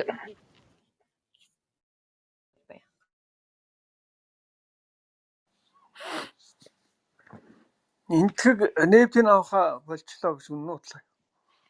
тий эхлээд авах болчлоо гэсэн. Дараа нь үгүй бид нар тгээгүү гэсэн. Тэгсэн чинь өнөө өглөөний мэдэн дээр Америкийн нэг компанитай гэрээ хэлцээ хийж гин гэж боллоо шүү. Отекс интхийг Оросдоо битээ бизнес хийгээд шахаад тэр ерөнхийдөө явж байгаа байх шүү. Интхийг өөр 50% билүү тарифт ороод. Тэгээ эн чинь Ховоо тохоо. Хятад авахаа гэж тэгээд стампор шүү дээ хогноод. тэгээд одоо юу гэсэн үг вэ? Тэгэхээр энэ хоёр чинь бушууд Трампын зүгээс бол Путинд жоохон томохов гэж айлгаж байгаад тэгээд Путин яриад ирэнгүүт нэгэ одоо хоёлаа энэ дайнаа дуусгаад дараа нь энэ бизнесээ хийя. Дайны дараа чивт хариулна. Айгүй баяжих гад байна. Тэгээ энийгээ бушууд дуусгах чагаа гэдэг яриад болсон болж таах гад байна тийм ээ. Хар үгээр бол яг л үчирийн постын сая миний хэлснээр бол яг тийм болоод байгаа юм. Яг л тийм болоод. Энд нэг юм одоо шинжилж дайгүй ингэж актер хэлжээлэлтэй бас би ч гэсэн бас тэгэж одоо дотор энэ бол яг миний хувийн бодол. Энэ нөгөө нэг барууны орны удирдагчдыг ингээл постыг уншаад яриаг ингээд сонсож байхад барууны орны удирдагчид энэ нөгөө нэг системийг ерөөсөө одоо хүртэл ойлгодгүй юм бэ. Трамп ч гэсэн ерөөсөө ойлгохгүй. Яг тэгвэл барууны орны удирдагч чинь сонгуулиар гарч ирж байгаа. Тий хэрвээ эднэр муу юм хийх юм бол рейтинг нь буураад өөрөө одоо хусагдах юм уу дараагийн сонгуульд гарч ирэх боломжгүй болно гэдгийг бүр нялхаасаа мэдчихэв. Путинд бол ерөөс тийм огт байхгүй. Тэгээ тэр нь сая тэрийг ерөөсөө энэ одоо жишээлбэл Трамп ингэж байгаа байхгүй юу? нэг 7 хоногт дуусгаж болох байсан дайныг 4 жил шахуу хийж гин тий. Одоо дэлхийн 2 дугаар дайнаас хойш өчнөө одоо хүний амь үрсэн ийм дайныг Путин яагаад үргэлжлүүлээд байгааг би ерөөс ойлгохгүй байна. Энэ одоо нөгөө нэг Орос ингээд Оросын ард түмэн сайхан амьдрах боломжтой штэ. Тэгээ яагаад ингээд дайныг үргэлжлүүлээд байгаа гэд Трамп тэгээд байгаа хгүй. Тэгэхээр Трампын ойлголт нь Оросын ард түмнийг ингээд нөгөө муу амьдрын гэдэг чинь Путин хусагдах ёстой гэдэг юм ерөөсөө юу яагаад байдаг. Тэгээ өөрт нь бол одоо жишээлбэл миний рейтинг буурвал би чинь ерөнхийлөгч байж чадахгүй гэдэг бодлоо. Путинд бол тийм байхгүй шүү дээ. Оросуудын ард түмэн нь муухай амьдарч гэнэ үү, өгч гэнэ үү, тэрэнд бол огтхон ч хамаагүй тий. Тэгэхээр энд нөгөө ийм нэг юунаас болоод ерөөсөө энэ ямар сони юм бэ гэж бодоод идэм шиг ийм айгуу сонир байгаа зү тий. Тэр ингээ ярианаас ингээ хараад байхад. Тэгээд харин нэг Украин одоо яг энэтэй холбоотой Украины ард түмрийг бас тэгж ярьж байгаа байхгүй юу? Зеленскийг магтахгүй байгаа юм. Бус хүмүүсийг магтахгүй байгаа юм. Тэгсэн мөртлөө ингэж байгаа. Украин Оростой 4 жилийн турш бараг ижил нөхцөлтэйгээр тулдна гэж хэн санах вүлээ те.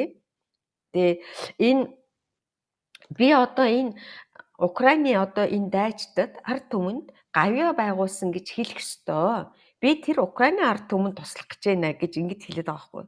Тэгэхээр чинь яг барууны орнуудын удирдагч нарт нөгөө ард түмэн нь илүү үнэтэй байдаг гэдгийг ерөөс ойлгодоггүй. Тэгэл ингээл ийм сонин юм яриад байгаа. Одоо жишээлбэл ингээд Трамп чинь Орост одоо яг одоо бензиний уртараа л үүссэн байна. Та нар бүгдөө харж байгаа үсттэй тий. Эдийн засаг нь одоо яг ингээд сүрхэд бэлэн болцсон байна. Ийм зүйл болно гэдгийг одоо хинч санахгүй байсан шүү дээ тий.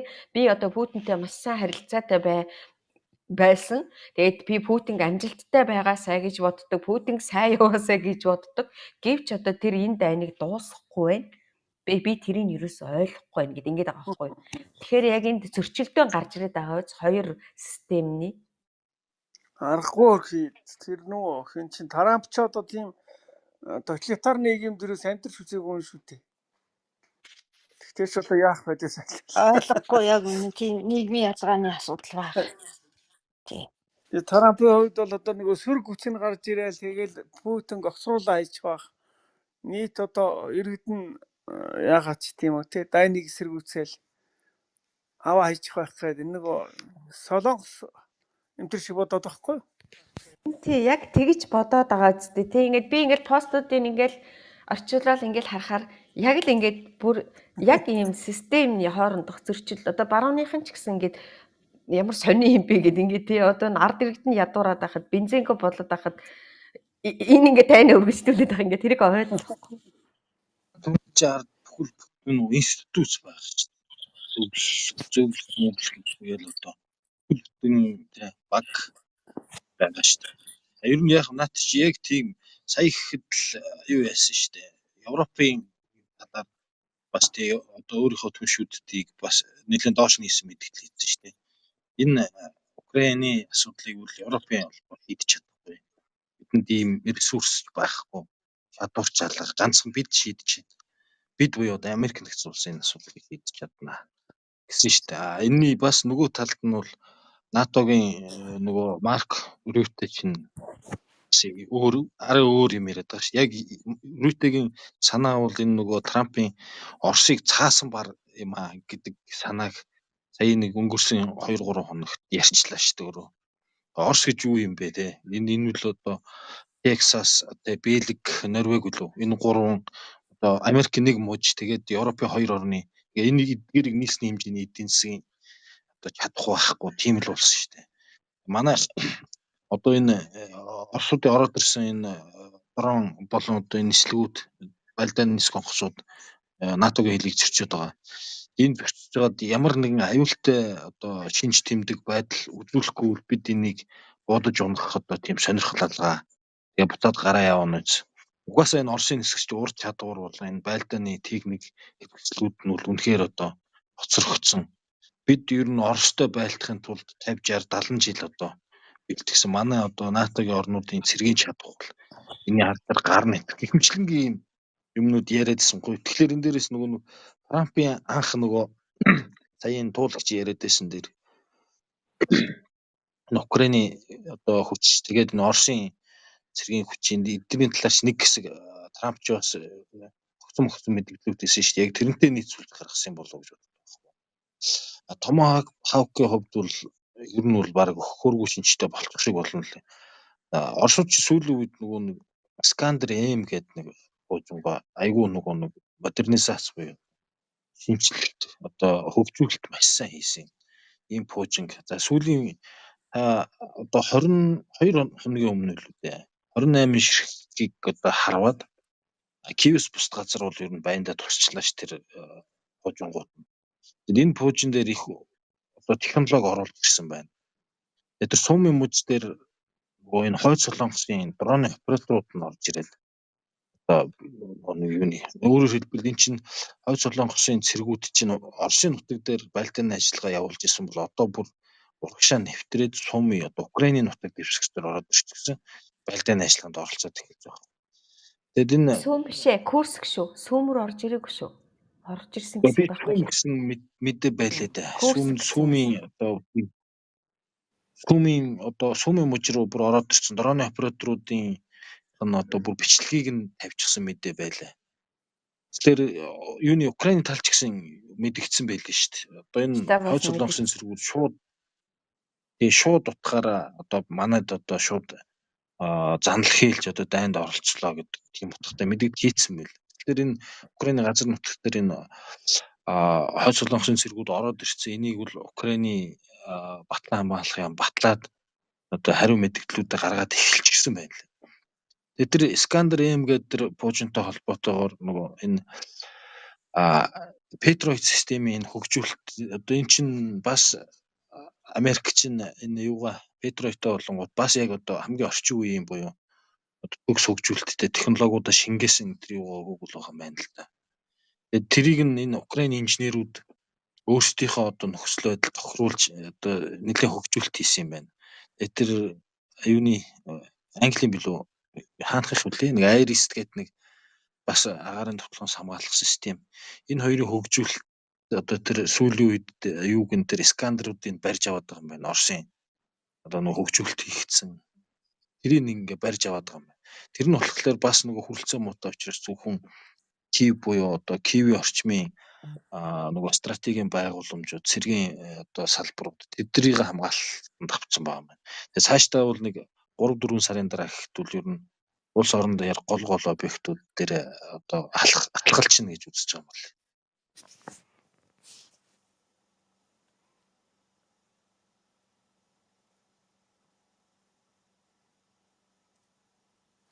Тэгээ одоо сүүлийн үед чи ер нь жинхэнэ одоо Украины довтлогоо маягтай юм яригддаг болоод эхэллээ тийм ээ. Байлдааны мөн чанар бол нилээд одоо өөрчлөгдөж байна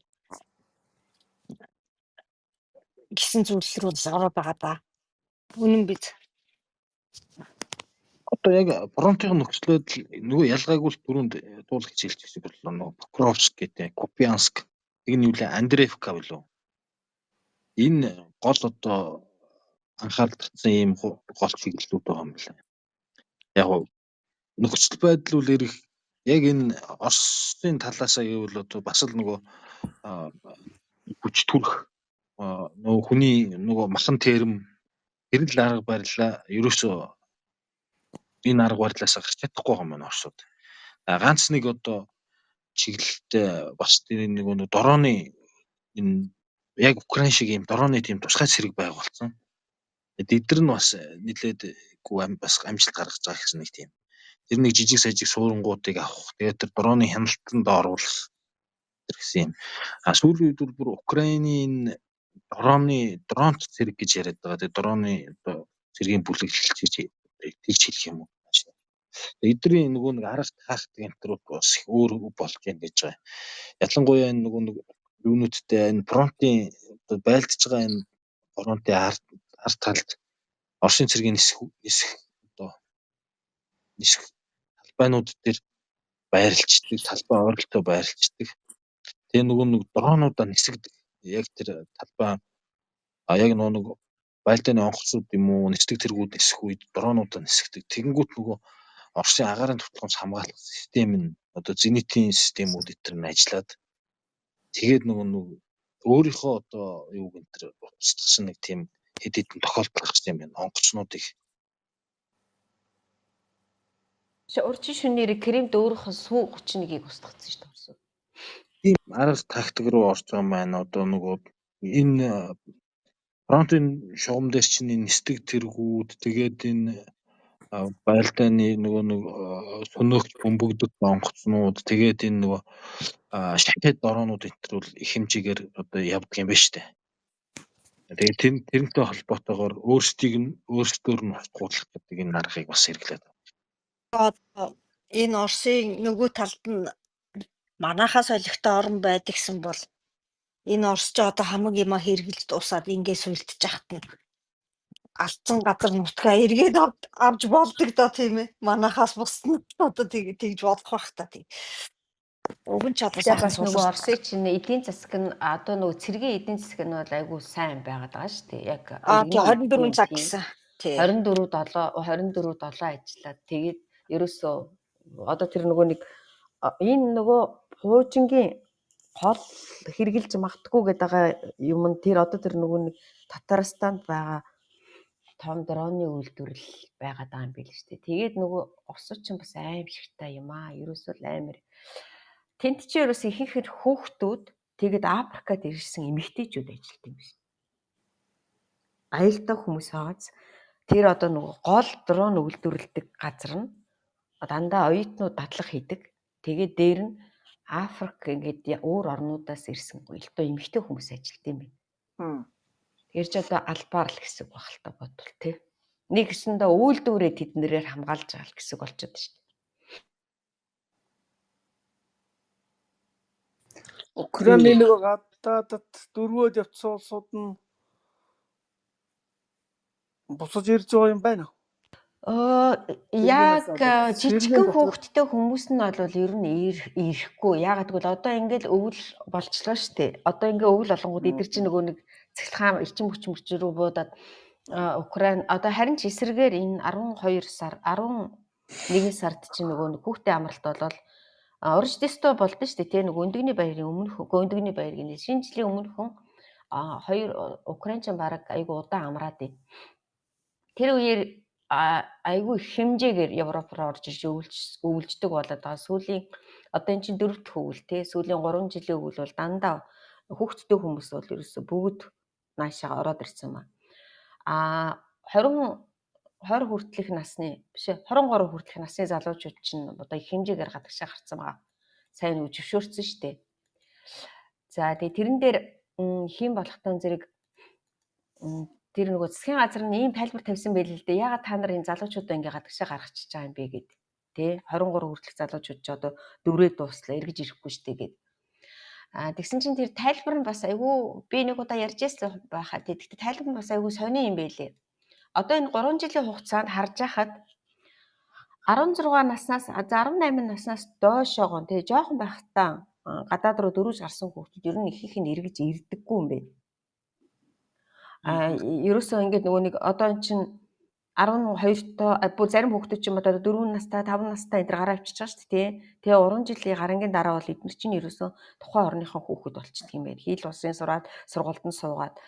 Тэгээ ерөнхийдөө нэг 18-аас доош насны хүүхдүүд ерөнхийдөө эргэж ирдэггүй. Тэгээ статистикээс 3 жилийн хагасын статистикээс харсан чинь буцаж ирсэн хүүхдүүд нь дандаа 18 наснаас хойшоогоо дөрвсөн хүмүүс ихэнх нь эргэж ирж гин гэж байна.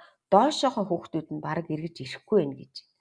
Тэгэхээр энэ юунаас болоод эднийх яг нөгөө найдлага тавиад нэгэнтээ одоо бид нар юу яахгүйгээс цааш те энэ хүүхдүүд гараад явж илүү ямар нэгэн цагт эргэж ирнэ гэдэг найдлага тавиа явуулж байгаа юм байл.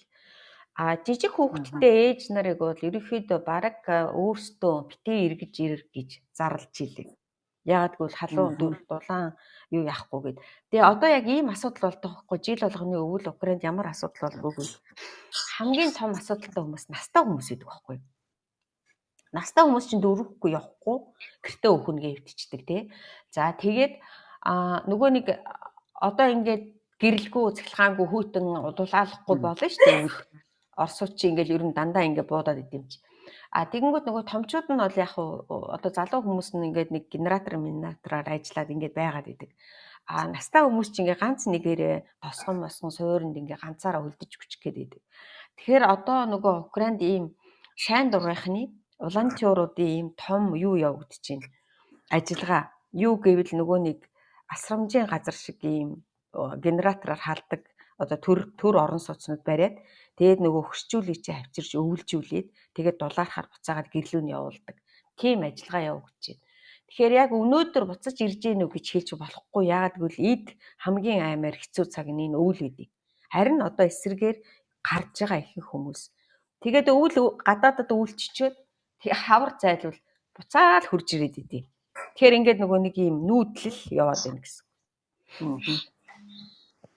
Цэргийн насны хүний нөөц бас муудаад байна гэж яриад байсан уу? Үгүй тэр чинь угаасаа л Украин чи хүн ам багтай юм чинь цэргийн насны хүмүүс дутагдaltaй шүү дээ. Тийм. Тэрнээс 23-аас доош насны залуучуудаа эдгээр чинь хамгаалаад бүр юу татахгүй гэд дайнд оруулахгүй гэд гаргацсан шүү дээ. Дуртай нэг нь гарцгаа гэд гаргацсан. Одоо дайчилгааны нөөц гэж нэг юу хэлсэн шүү дээ. Сирскийг нэг юу лээ. Одоо нэг билүү нэг бараг жилийн өмнө ч лөө жил арай хүрхгүй лөө нөгөө дайчилгааныхаа нөөцийн талаар юу яасан байсан шүү дээ. Тэгэд энэ нөгөө Украин ч өөрөө юу лээ 40 сая хүнтэй гэдэг үл тэрнээс нэг 10 орчим сая нь дайны үеэр дөрөвд гарцсан гэж ярьдаг лөө тийм ээ. Тэгээ одоо ойролцоогоор нэг 30 сая орчим хүн байдаг. Энээс нөгөө эрэгтэй хүн 17-8 кг. Энээс яг одоо дайчилгааны нөөц нь 4-5 сая яг одоо нөгөө 23-аас дээш насны. Энэ чинь 18-аас 23 насны нөгөө цааны цэргийн албаа гэж дотроо нөгөө ямар нэгэн байлдааны ажиллагаанд оруулахгүйгээр цэргийн албаа хаалгацдаг. Тэгээд тэрнээс 23-аас дээш насныхыг болохоор нөгөө бэлтгэл байжгаад эргээд эн чинь нөгөө нэг дайчилгаанд хамрагдаад тэгээд нөгөө тодорхой сургалтанд хамрагдаад руу явдаг. Тэгээд ингээд тэр мөрийг ингээд тооцоход одоо яг юу лээ энэ фронтын нөхцөл байдал гэж чинь 680 мянган цэрэг гэж ярьж ирсэн шүү дээ. Одоо бараг жил гарны өмнө л үү дээ. Энээс хойш чинь дахин нэг дайчилгаа зарлагдсан уу ойролцоогоор. Тэгэл нөгөө нэг хөл хорогдол янз бүрийн юм ороод эргээд энэ чинь нөхөн тэгээд ингээд одоогоор нэг 700 мянга орчим хүн. Тэгээд энэ ээлжилт юм биш Оросуудыг бодвол эдгээр чинь нөгөө хүмүүсээ тодорхой хугацаанд тэр байрлуулчаад зааж амраадаг эргээд тодорхой сарын дараа явуулдаг. Тэгээд 3-4 сарын дараа ачлуун. Тим юмд оруулсан.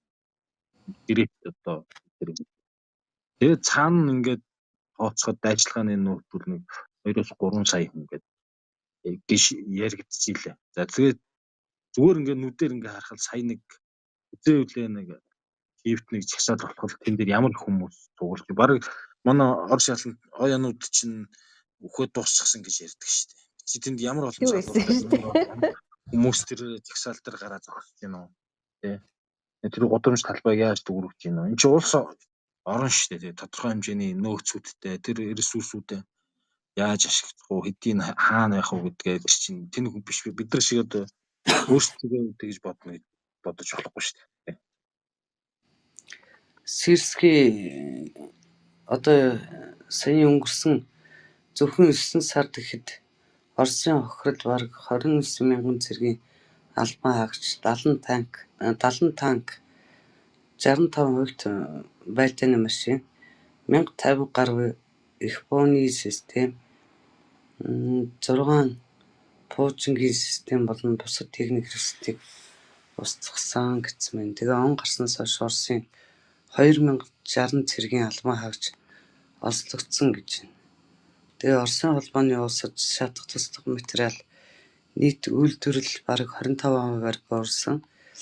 Төрөмгийлэгч улс нийтийн экспортынхаа бууралтаас өдөр бүр 46 сая $, алдж байна гэсэн мэдээлэл хийсэн байна. Энэ 9 сард бол нэлээд шуурхай том үйлдвэр нэлээд том дайралтуудыг бол няцаасан гэсэн байна да. Доброполь руу орж ирсэн Оросууд чинь тэгээд ихэнх нь яатсан шүү дээ. За нөгөө Пуйжингаа ямар ч байсан пауз болгочихжээ. Одоо өнөөдөр бол тэр асуудлыг ярилцахгүй гэсэн мэт. Юуны юу гэж хэлэх гэж мартчихлаа. Тийм нөгөө мэдээ ингээд шорки гараад ирэхээр сая тэр Доброполд ч Оросууд айгүйх бас нөгөө эрдэж орж ирээд мэлээ ахуулсан юм шиг байлаа шүү дээ.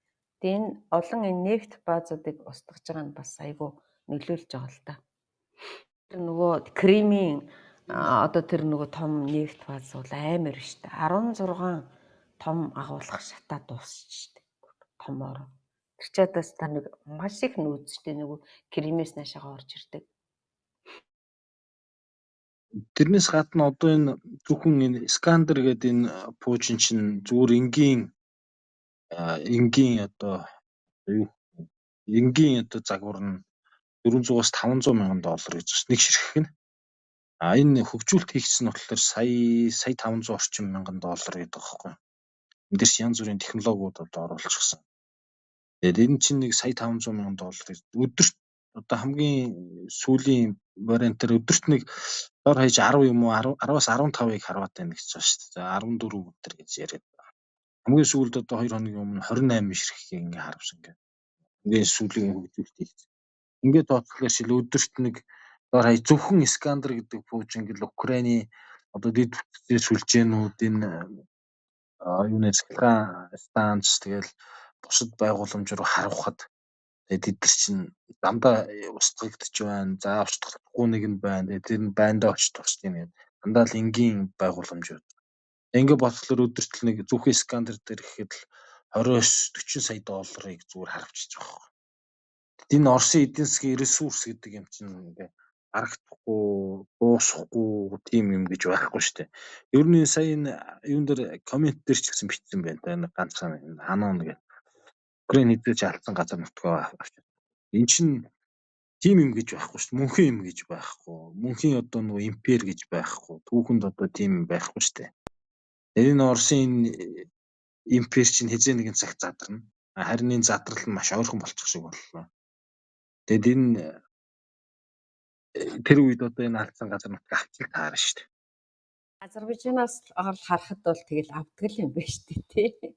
Тэгээ миний хувьд бол зүгээр яг ингээ би хуваараа ингээ харж байхад Донбасс, Луганскийг бол нэг хэсэгтээ одоо яг нөгөө замаар юу зарцаах хэрэгтэй л дээ. Ягаад гэвэл тенттэй дэргөө одоо амьдрал байх боломж байхгүй шүү дээ. Тэгэхээр нэг хэсэгтээ бол яг тэрийг яг нөгөө Финляндийн маягаар тэгээ нэг хэсэг тэрийг одоо тэр Донбасс, Луганскийг ингэж зарцааж хаяад юу бол тэртээ дэргөө авна уу? Би бол ингэж боддог. Херсон, Запорож бол тэртээ дэргөө Украинд эргэж ирнэ. Тэр бол хөөссөн үсээгүй эргэж ирнэ. Тэгээд харин Кремийг би яг одоо энэ сүүлийн одоо байдлыг хараад байхад Крем бол ер нь өөрийгөө хамгаалах чадвар бараг байхгүй болчихж байгаа юм санагдчих штеп. Тэгэхээр би энэ зөвхөн миний хувийн бодол бол Кремийн гүүрийг яг символически те үлдээгээд авч магадгүй. Яг нөгөө нэг өстой ялтаа тэмдэглэхдээ тэр гүүрийн нураагаал дуусах болол гэж бодод байгаа. Энэ бол миний бодол. Зүгээр Крем тэнд одоо ямар ч нэг чадваргүй болчих юм бол тэгэл Херсон, Запорож энэ төр бол Оросууд яач чадахгүй шүү дээ. Тийм шүү дээ. Наа чин гол Крем дээр баазаа хийгээд тэр Херсон, Запорож тийшээ чин дараад исэн хүмүүс чин одоо ингээ Кремийн шатаа дуусч байгаа бол тэгэл дуусна. Тэр бол гарцаа дуусна. Донбасс, Луганск бол тэртээ дэргөө хардаад ингээ хүмүүс нэг юмсаа ойлгохгүй байна.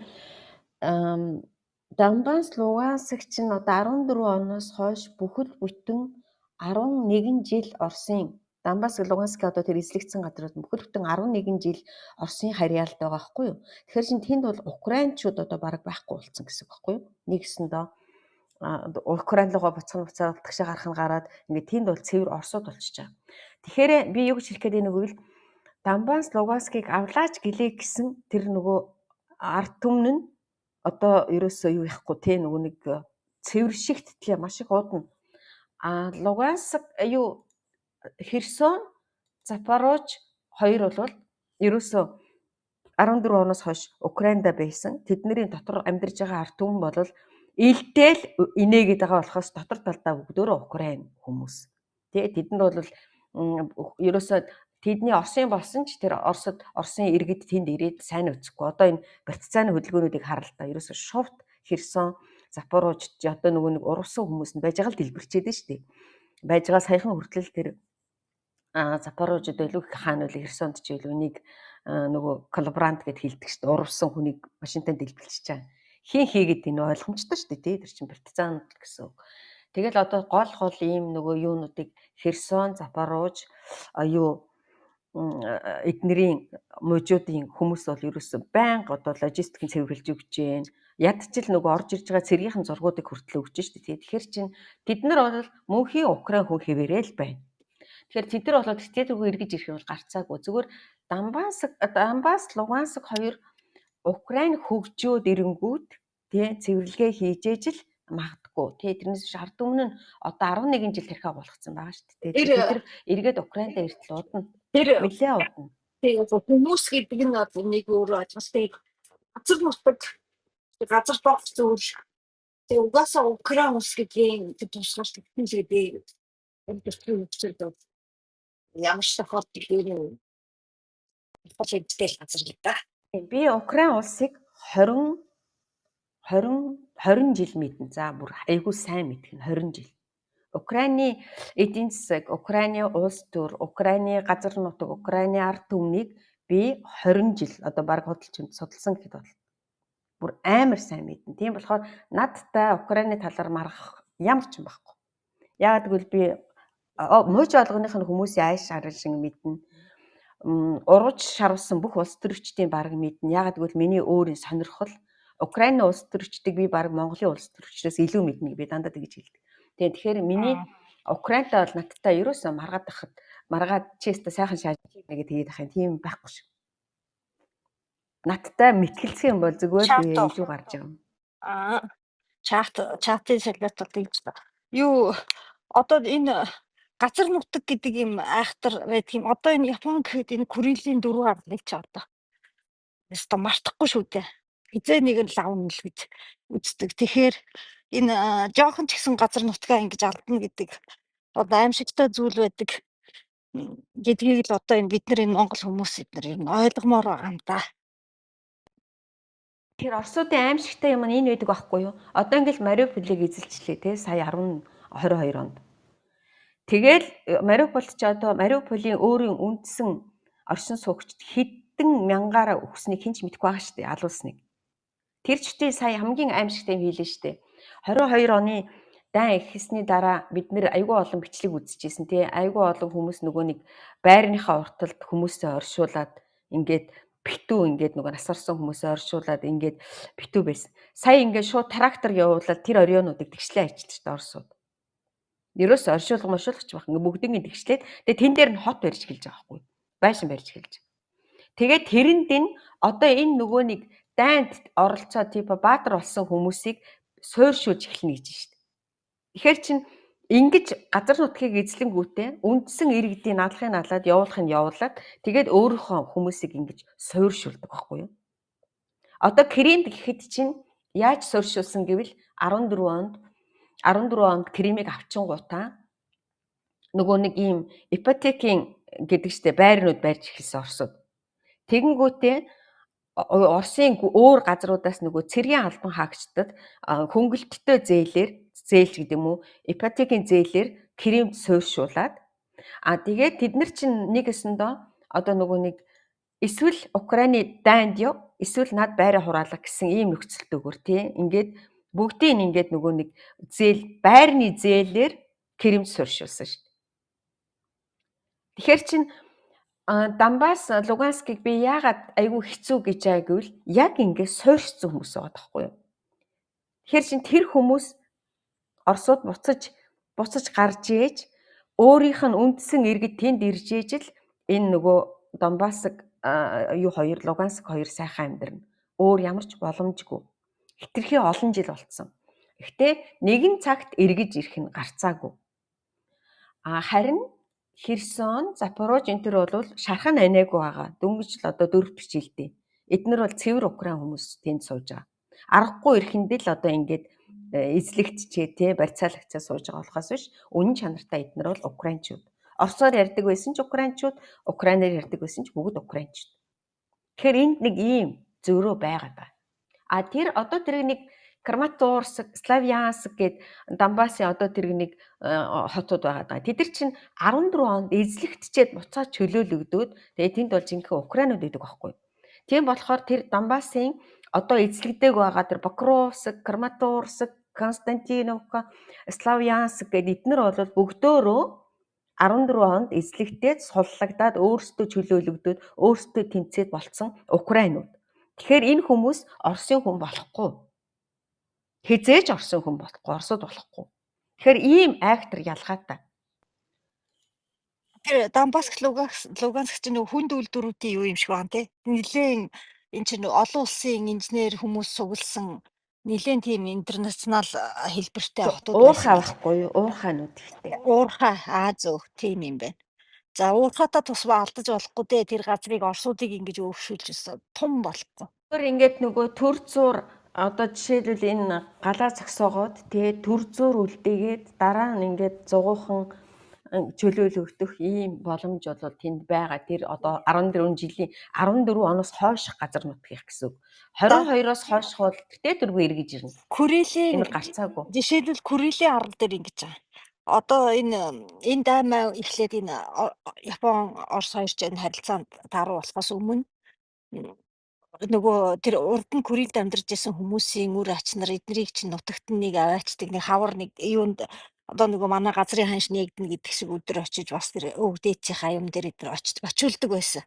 Тэгээ одоо очиж чадхаа болцсон байхгүй ингээ ковидоос хойш тэгээ ингээ даа ингээд. Тэгсэн чинь Курил дээр байгаа Оросууд Япончуудын тэр өдөртөн зориулаад тэр нөгөө оршуулгын газар мазар нөгөө очиж цэвэрлдэг хийдэг ажлыг нөгөө Оросууд нь хийж өгөө сууж ийн гэж. Тэгээ энэ айхтар ийм юм байдаг байхгүй. Тэгэхээр ер нь бол газар нутгаа бол тэнд амьдарч байгаа за украинч байна уу оросч байна уу тэр хүмүүс бол урт наслахгүй штэ. Тэгээ хүн нь бол угаасаа өөрчлөгдөөл үхээр босоол ингээл явна.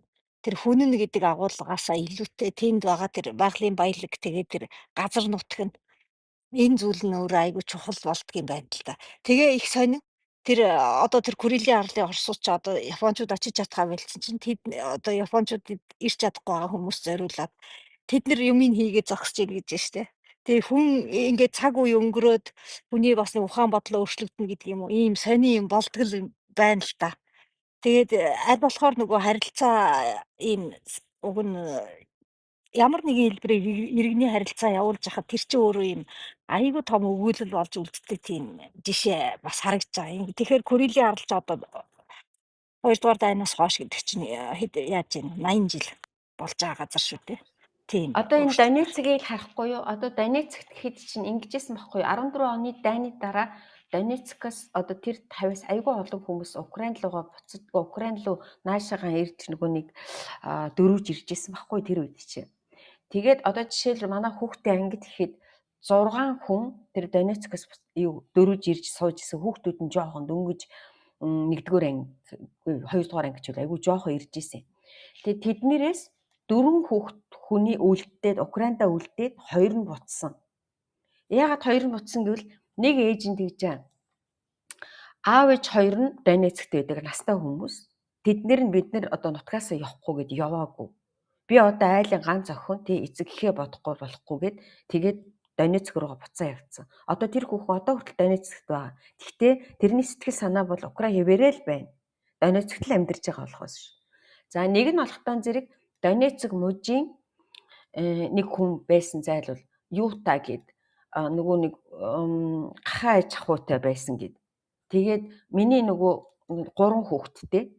Тэгээд би одоо 3 хүүхэд бол Украинд бас л нөгөө олон хүүхдэд тооцогддог байхгүй. Тэгээд би одоо олон хүүхэдтэй би ингээд тэр нөгөө гахаа аж ахуйгаа ингээд байхгүй болгочих юм бол би энэ хүүхдүүдийн яаж тийжих юм те. Тэгэхээр би одоо аргагүй ихэнд буцхаас аргагүй гэд буцчихж ирсэн.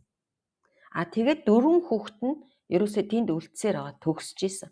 Тэгээд одоо би бодож байхад тэрмүү ээж аав нар бол аргагүй ихэнд л буцаж байгаа үсттэй тий. Одоо Оросын талд очиж байгаа. Тэрнээс биш Оросд хайртайдаа буцаж байгаа биш байхгүй юу?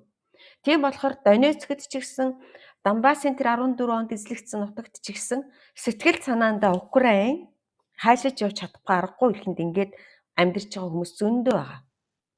Хэрвээ энэ дайн дуусаад хэрвээ энэ дайн дуусаад Украин ингээд нэг хөгжлийн шатанд орох юм бол тэд нар дэртэтэргүй сэтгэл санаа нь гүн дотроо зөндөө ингээд буцаж ирэх гэсэн хүн зөндөө байгаа. Яагаад гэвэл маш олон залуучууд Киев рүү дөрвж ирж исэн байхгүй юу? Маш олон залуучууд одоо тэр Донбассаас эцэг эхчүүд нь дандаа тэнд үлдчихсэн. Ерөөсөө настай хүмүүс чи одоо ч хар.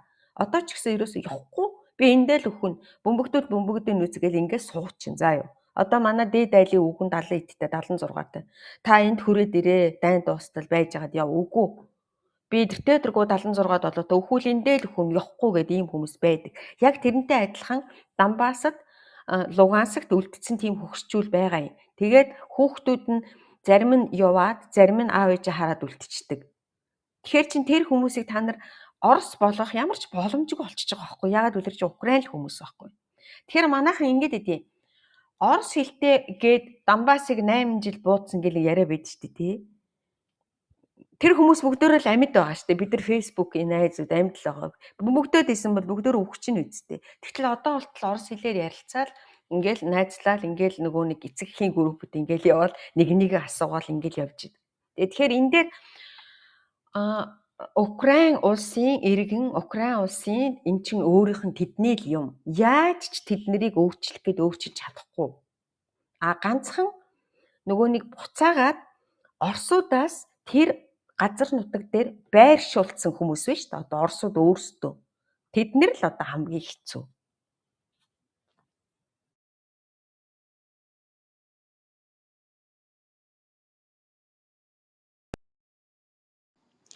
Энэ Кримийн гүүрээр одоо машин явж байгаа юм уу? За. Тэр чинь нэлийн том цоолоод цөмлөд хайдсан дээс үл тэр богоонтой төлш дэлбэр шатж байгаа бичлэг гараадсэн ш. Тэр чинь нөгөө нэг 3 удаагийн дэлбэрэлтээр хүнд техник явахгүй л болгоцсон. Хөнгөн машинууд бол явж болж байгаа. Зөв. Одоо хүртэл энэ Кримийн одоо тэр нэвтийн үйлдвэр тэр нөгөө танк гэдэг л одоо агуулах эдгээр зөндөл бөмбөгдөж байна. Өнөөдөр хүртэл хоёрыг нь устгах чинь гэж бичлэг гарцсан л байна. Яас их нэвт Крим дээр төлөрсөн байсан бэ? Угаасаа нөгөө нэг 14 оноос хойш тэр чинь Крим чинь нөгөө Крим чинь биш үү? Тий, аялал жуулчд болсон байхгүй юу? Оросууд авангуудаа шууд цэргийн арал болгоцсон байхгүй. Тэгэл ерөөсө бүхэл бүтэн 11 жил тэрийг ерөөсө тохоо болгонд нь юу болгонд нь ингээд дандаа цэргийн хамаар. Тэгээ цэргийн юу ажилчдыг хүртэл цэргүүдийг одоо юу гэдэг офицеруудыг хүртэл нөгөө өөр Оросын гүнүүдээс авчирч Кримд сууршуулад нэг өсөндөө аялал жуулчлалын арал биш цэргийн арал болгоцсон байна. Армийн гэдэг юм. Наа чи одоо нөгөө Украиныг урдууранд довтолж хардлаагүй болгож Одесст хүрчих нөгөө гэсэн гол одоо бааз суурь нь Крим болсон зүйл баггүй. Тэгээ одоо буцаад Крим чинь биш те газар нутгийн хувьд ч гэсэн юу штэ битүү мод үгүй юу уул тэгээд баг нөгөө одоо юу гэдэг газар доогуур байрлуулах нууж байрлуулахад хамгийн нөгөө нэг Украинд ойрхон боломжтой газар ч одоо Кримийн тэр ихгүй юу. Ерөөсөө ингээд далай тэгэл далайн хажуудтал дээр ингээд маш өндөр моттой уулнууд байдаг байхгүй. Тэгээд ингээд Крим рүү явхад ингээд дандаа ингэж ууз сүлжиж очдөг. Тэгээд дандаа ийм зам амтай. Тэгэхээр тэнд нөгөө цэргийн тэгээд чи хууч нөгөө Оросын флот нэсэн шүү дээ тий. Одоо ч байгаа л та. Тэр нь байгаа. Тэгэхээр чин тэд нар чинь угаасаа л нөгөө цэргийн зорилттой болгоцсон. Украинд ахтаа мөн хөөрхий цэвэр жуулчдын арал байсан. Тэгээд Украинууд чинь зам болгон очиж амардаг. Тэгээд айгүй том одоо нөгөө нэг юунууд хүүхдийн пенринслэн гэдэг дээр үүдэг байсан шүү дээ тий. Артек тэрэн шиг тийм хүүхдийн цэслэнгууд, хүүхдийн совиллын юунууд, совиллууд. Тэгээд ерөөсөө дандаа ийм нөгөө одоо нуруу муруу нөвчтэй хүмүүсийн совиллал нөгөө давс юм усны имчилгээ хийдэг. Тэгээд тийм байсан. Тэгээд Оросууд аваад ерөөсөө л цэвэр одоо нэг гэсэндээ маш том цэргийн полигон болгоцсон гэсэн үг. тэр Екатерина хаан Осман Турктай байлдаж явж олж авдаг гэдэг нь Крим юм уу? Ямар арал олж авсан юм? Хардлаад гарсан гэдэг үстэй. Крим чинь нөгөө нэг Бахчисарай гэд байдаг шүү дээ. Тэнд одоо тэр Кримийн татарууд юм байсан гэдэг. Айгүй гоё газар эдий. Тэнд чинь ерөөсөө нөгөө нэг уг цаг гагаар ингээд бүх юм нөгөө жинхэнэ нэг хүний нөгөө жаргалын орон гэдэг шиг болохоор дандаа нөгөө энэ дээр үеийн хаадуудынх нь одоо юунуудынх нь том юунууд цайз орон гэр одоо тэр тухайн үеийн юмнуудад Кримт байд. Бараг хот болгонд л одоо тэр нөгөө нэг Оросын тэр гэр бүлээр нь алдсан тэр арман ингээд тэднийх нь тэр зуны одоо даач монголоор бол одоо зуны лагерын байсан гэдэг юм үү тий. Тэр мөрнүүд тэгээд тэр дээр үеийн тэр нөгөө хаадуудын одоо хаадууд гэх юм уу эднэрийн том нөгөө вины том үйлдвэрүүд нөгөө үнэтэй вино үйлдвэрлэдэг тий тэр дарс үйлдвэрлэдэг газрууд гээд тэгээд Украинд байхдаа бол тэд нар чинь яг тэр журмаараа хэрэглэгдчихсэн байхгүй уг нь гоёороо тэр аялал жуулчлал амралт гэдгээрээ тэгээ харамсалтай нь ингээд 11 жилийн дотор тэр юм арлыг зүгээр л одоо цэргийн бааз болгоцсон гэх юм.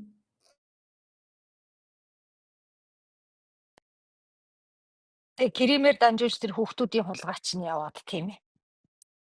Хүүхдүүдээ намраана гэж авч өвчөө тэгээд цааш нь аваад явцсан.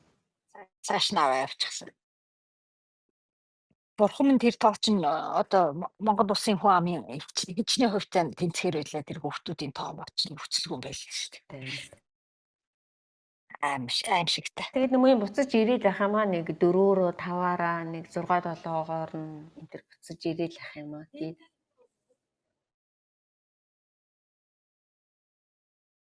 Яа хүүхдүүд санаа зовж байгаад бид нэр анхаарч ажиллаж байгаа энэ тэрийг гисэн гээд тэгээд хүүхдүүд нэг жоохон буцаад байгаа маа да тэргүүн хатагтаа чи одоо нилээн бас энэ талаар бүтэн захаа махаа бичээд бас тэг ингээд байгаа юм шиг байна те тэр Милан ячаа. Тэг бүр өөрөө удирдах ажиллаж байгаа гэсэн. Өөрөө удирдах сая тэр нөгөө нэг Украины тэргүүн хатагтаа тэр хоёр уулзахтаа Украины тэргийн хатагтаа чинь бас яг энэ талаар ажиллаад байгаа байхгүй. Тэгэхээр тэр нөгөө мэдээллийг өгсөн байж магадгүй. Одоо яг нөгөө хүүхдүүд хаана байгаа овг нэртэй нэг мэдээлэл өгсөн байж магадгүй. Тэгээд би тэрний хашгамаар буцаж ирээд ийнө гэж бодож байгаа. Сүүлийн үед ер нь нэг өнжөөл нэг 4-5 хүүхэд, нэг өнжөөл нэг хэдэн хүүхэд ирээд байгаа. Тэгэхээр бодоход тэр Зеленская Елена очихдоо хин Америкийн тэргүүн хатагтаа тэр нөгөө материалыг өгсөн байж магадгүй. Хаанаас ямар хүүхдүүдийг хайж авах уу гэдэг. Тэгээ айгүй олон хүүхэд ч одоо нөгөө материал нь байхгүй байгаа шүү дээ. Ягаад гэвэл тэр нөгөө Херсоны эзлэгтэй асрамжийн газарт байсан юм уу эсвэл одоо тэр интернат гэдэг нэг хүүхдийн сургуулиуд эдэн шүү дээ. Тий одоо эцэг гэх нь хол мол байдаг энэ төр гэдэг. Тэгээд тийм хүүхдүүдийг авч явахдаа бичиг баримтыг устгацсан гэсэн. Штатсан гэсэн. Тэгэхээр чин тэр байгаа хүүхдүүд чи одоо хэдэн настай байх юм? 3-4 хүүхдүүд энэ төр бол бичиг баримт нь устгачаар чинь. Тэгэл очиод айл дөрвөлдсөн нэртэй алгуулад байгаа шүү дээ тэр хүүхдүүд чинь. Тэгэхээр чин нөгөө тэр хүүхэд бол одоо хизээч өөрийнхөө нэрийг мэдэхгүй шүү дээ. Тэ овг нэрээ мэдэхгүй. 3-тай 4-тэй одоо жоохон хүүхдүүд бол ерөөсөө мэдэхгүй. Тэгээд тэдний чинь нөгөө дайны хөлнөөс зугтаалгаж байгаа ингэж авч явчаал тэгээд нөгөө эргээд одоо жишээлбэл үнэхээр тэд нар сайхан сэтгэл гаргасан болов л шүү дээ. Асрамжийн газрын хүүхдүүдийг дайны хөлнөөс Орос руу аваад явлаа. Бичиг баримт нь ингээд овог нэрнүүд нь тэдэн оны тэдэн сарын тэдэн тийм хүүхдүүд тэр асрамжийн газраас одоо манай энэ асрамжийн газар байна гэж уг нь мэдээлэх ёстой шүү дээ тий. Тэгтэл чинь бичиг баримтын шууд штатсан. Тэгэл аваад явцсан. Тэгээд одоо хаана байгааг нь мэдэхгүй. Тэр хүүхдүүд нь өөрсдөө овог нэрээ мэдэхгүй. Тэгээ тийм болчиход байгаа юм. Одоо нөгөө олоход айгүй хэцүү. том гүрний нөгөө танд зэргүүд өрөвхөн эрэгтэйгийн зэрэгт ирээдүйн зэрэгт бэлдэн эмэгтэйгийн хүүхэд төрүүлж авна. Шууд нөгөө хүн амаа нөхөж байгаа. Аимшигтай бодлого байхгүй наа чи. Тэрийг энэ манай монгол хүмүүс ойлгохгүй байгаа даахгүй. Хүүхд тулгаалаад авч явна гэж юу гэдэг ингэж айгүй сонирхолтой юм яриад байна. Тэгээд нөгөө нэг мэдэхгүй байхгүй юу? Яг тэгвэл жишээлбэл дайны эхний өдрүүд чинь нөгөө ээж аав нар чи хүүхдүүдээ аваад машинтаа цухтаагаад тэгэл бөмбөгтөлтөнд өртөөл ээж аав нь амир өвдөл үлдсэн хүүхэд хүртэл байгаад байгаа одоо. Тэгээ тийм хүүхдүүд чи яг нөгөө тухайн үед Оросууд тэр хотыг нэзэлсэн ээж аав нь амин өргөдсөн. Тэгээ ганцаараа үлдсэн хүүхдүүд чи яалтж байхгүй л одоо тэр Оросын хүүхд хамгаалахын газар очино үсттэй тий угаасаа тэр чи хамж аавна. Тэгэл нөгөө хүүхдүүд чи Орос руу гаргацсан хаашаа гарсан нь ерөөсөө мэдэхгүй. Тийм хар мянган хүүхдүүд байна. За тэгээд Херсон, Запорожийн тэр юунуудаас зөндөө олон хүүхдүүд яг түрүүний чиний хэлдгээр нөгөө юу руу Крим руу туслан дамраа тий дайны одоо энэ аймаар үед туслан дамраа гिचээд тэгээ буцаад эргэж өгөөгүй тэр чигээр нь цаашаага явуулсан. Тэгэд олон одоо энэ эзлэгдсэн байгаа хотуудаас хүртэл нөгөө нэг өсвөр насны хүүхдүүд нь бас байхгүй хайцсан мэддэхгүй алга болсон. Тэгэд аюулгүй олон тийм тохиолдол байгаад байна. Тэгэд манайхан ойлгохдоо нөгөө дайн байлдан гэдэг нь чи сайн мэдхгүй болохоор яагаад ингэж ээж аав тэг хүүхдээ хамгаалж чадаагүй байд ингэж. Тэгэхээр эн чинь ийм олон шалтгаантай байхгүй амин өргөтцсөн. Одоо жишээлбэл тэр Мариуполд чинь нөгөө айгүй олон хүмүүс эцэг эхчүүд чи одоо хотоо хамгаалаад эсэргүүцээ жагсаж яхад нь бүгдийг буудаад ой дотор булцсан тийм оршуулга байгаа даа шүү. Тэдний хүүхдүүд бай тийм үү. Тэгэхээр чи ингээд янз бүрийн шалтгаанаар энэ хүүхдүүд ингээд эцэг эхгүй болцсон. Тэгээд дараа нь Орос руу гаргаж авчиад эргээд ир шатхаа болцсон ийм хүүхдүүд байгаад. Наач яамстай аимшиг тэр энэчгээ надаа ихний 1 жил гаруй бүр дагж эний чинь сурвалжлаад яваад ингээд баримтжуулсан амар юм үзүүлсэн л дээ. Тэгээ тэр өстой хүүхдүүд нь сургууль дээр нь сурчлагаа тавиад амралтанд явна гэд. Тэгээ нөгөө аав ээж нь явуулахгүй гэсэн ч гэсэн одоо хүүхдүүд чинь нөгөө ангийнханд оргиод бүгдээрээ явлаа гэхээр уйлж дуулаад өстой би явахгүй хата яа бэ энэ тэрийг тэгээд явцдаг. Тэгээ ерөөсөө юу ч бодоогүй 14 оноод ирнэ гэсэн хүүхд нь байхгүй тэгээл өстой уцаа харж уйлал хүүхдийнхаа зураг харж уйлал ерөөсөө тэгээ зарим нь бүр Крем рүү өөртөө хил дээр очиод яач чадахгүй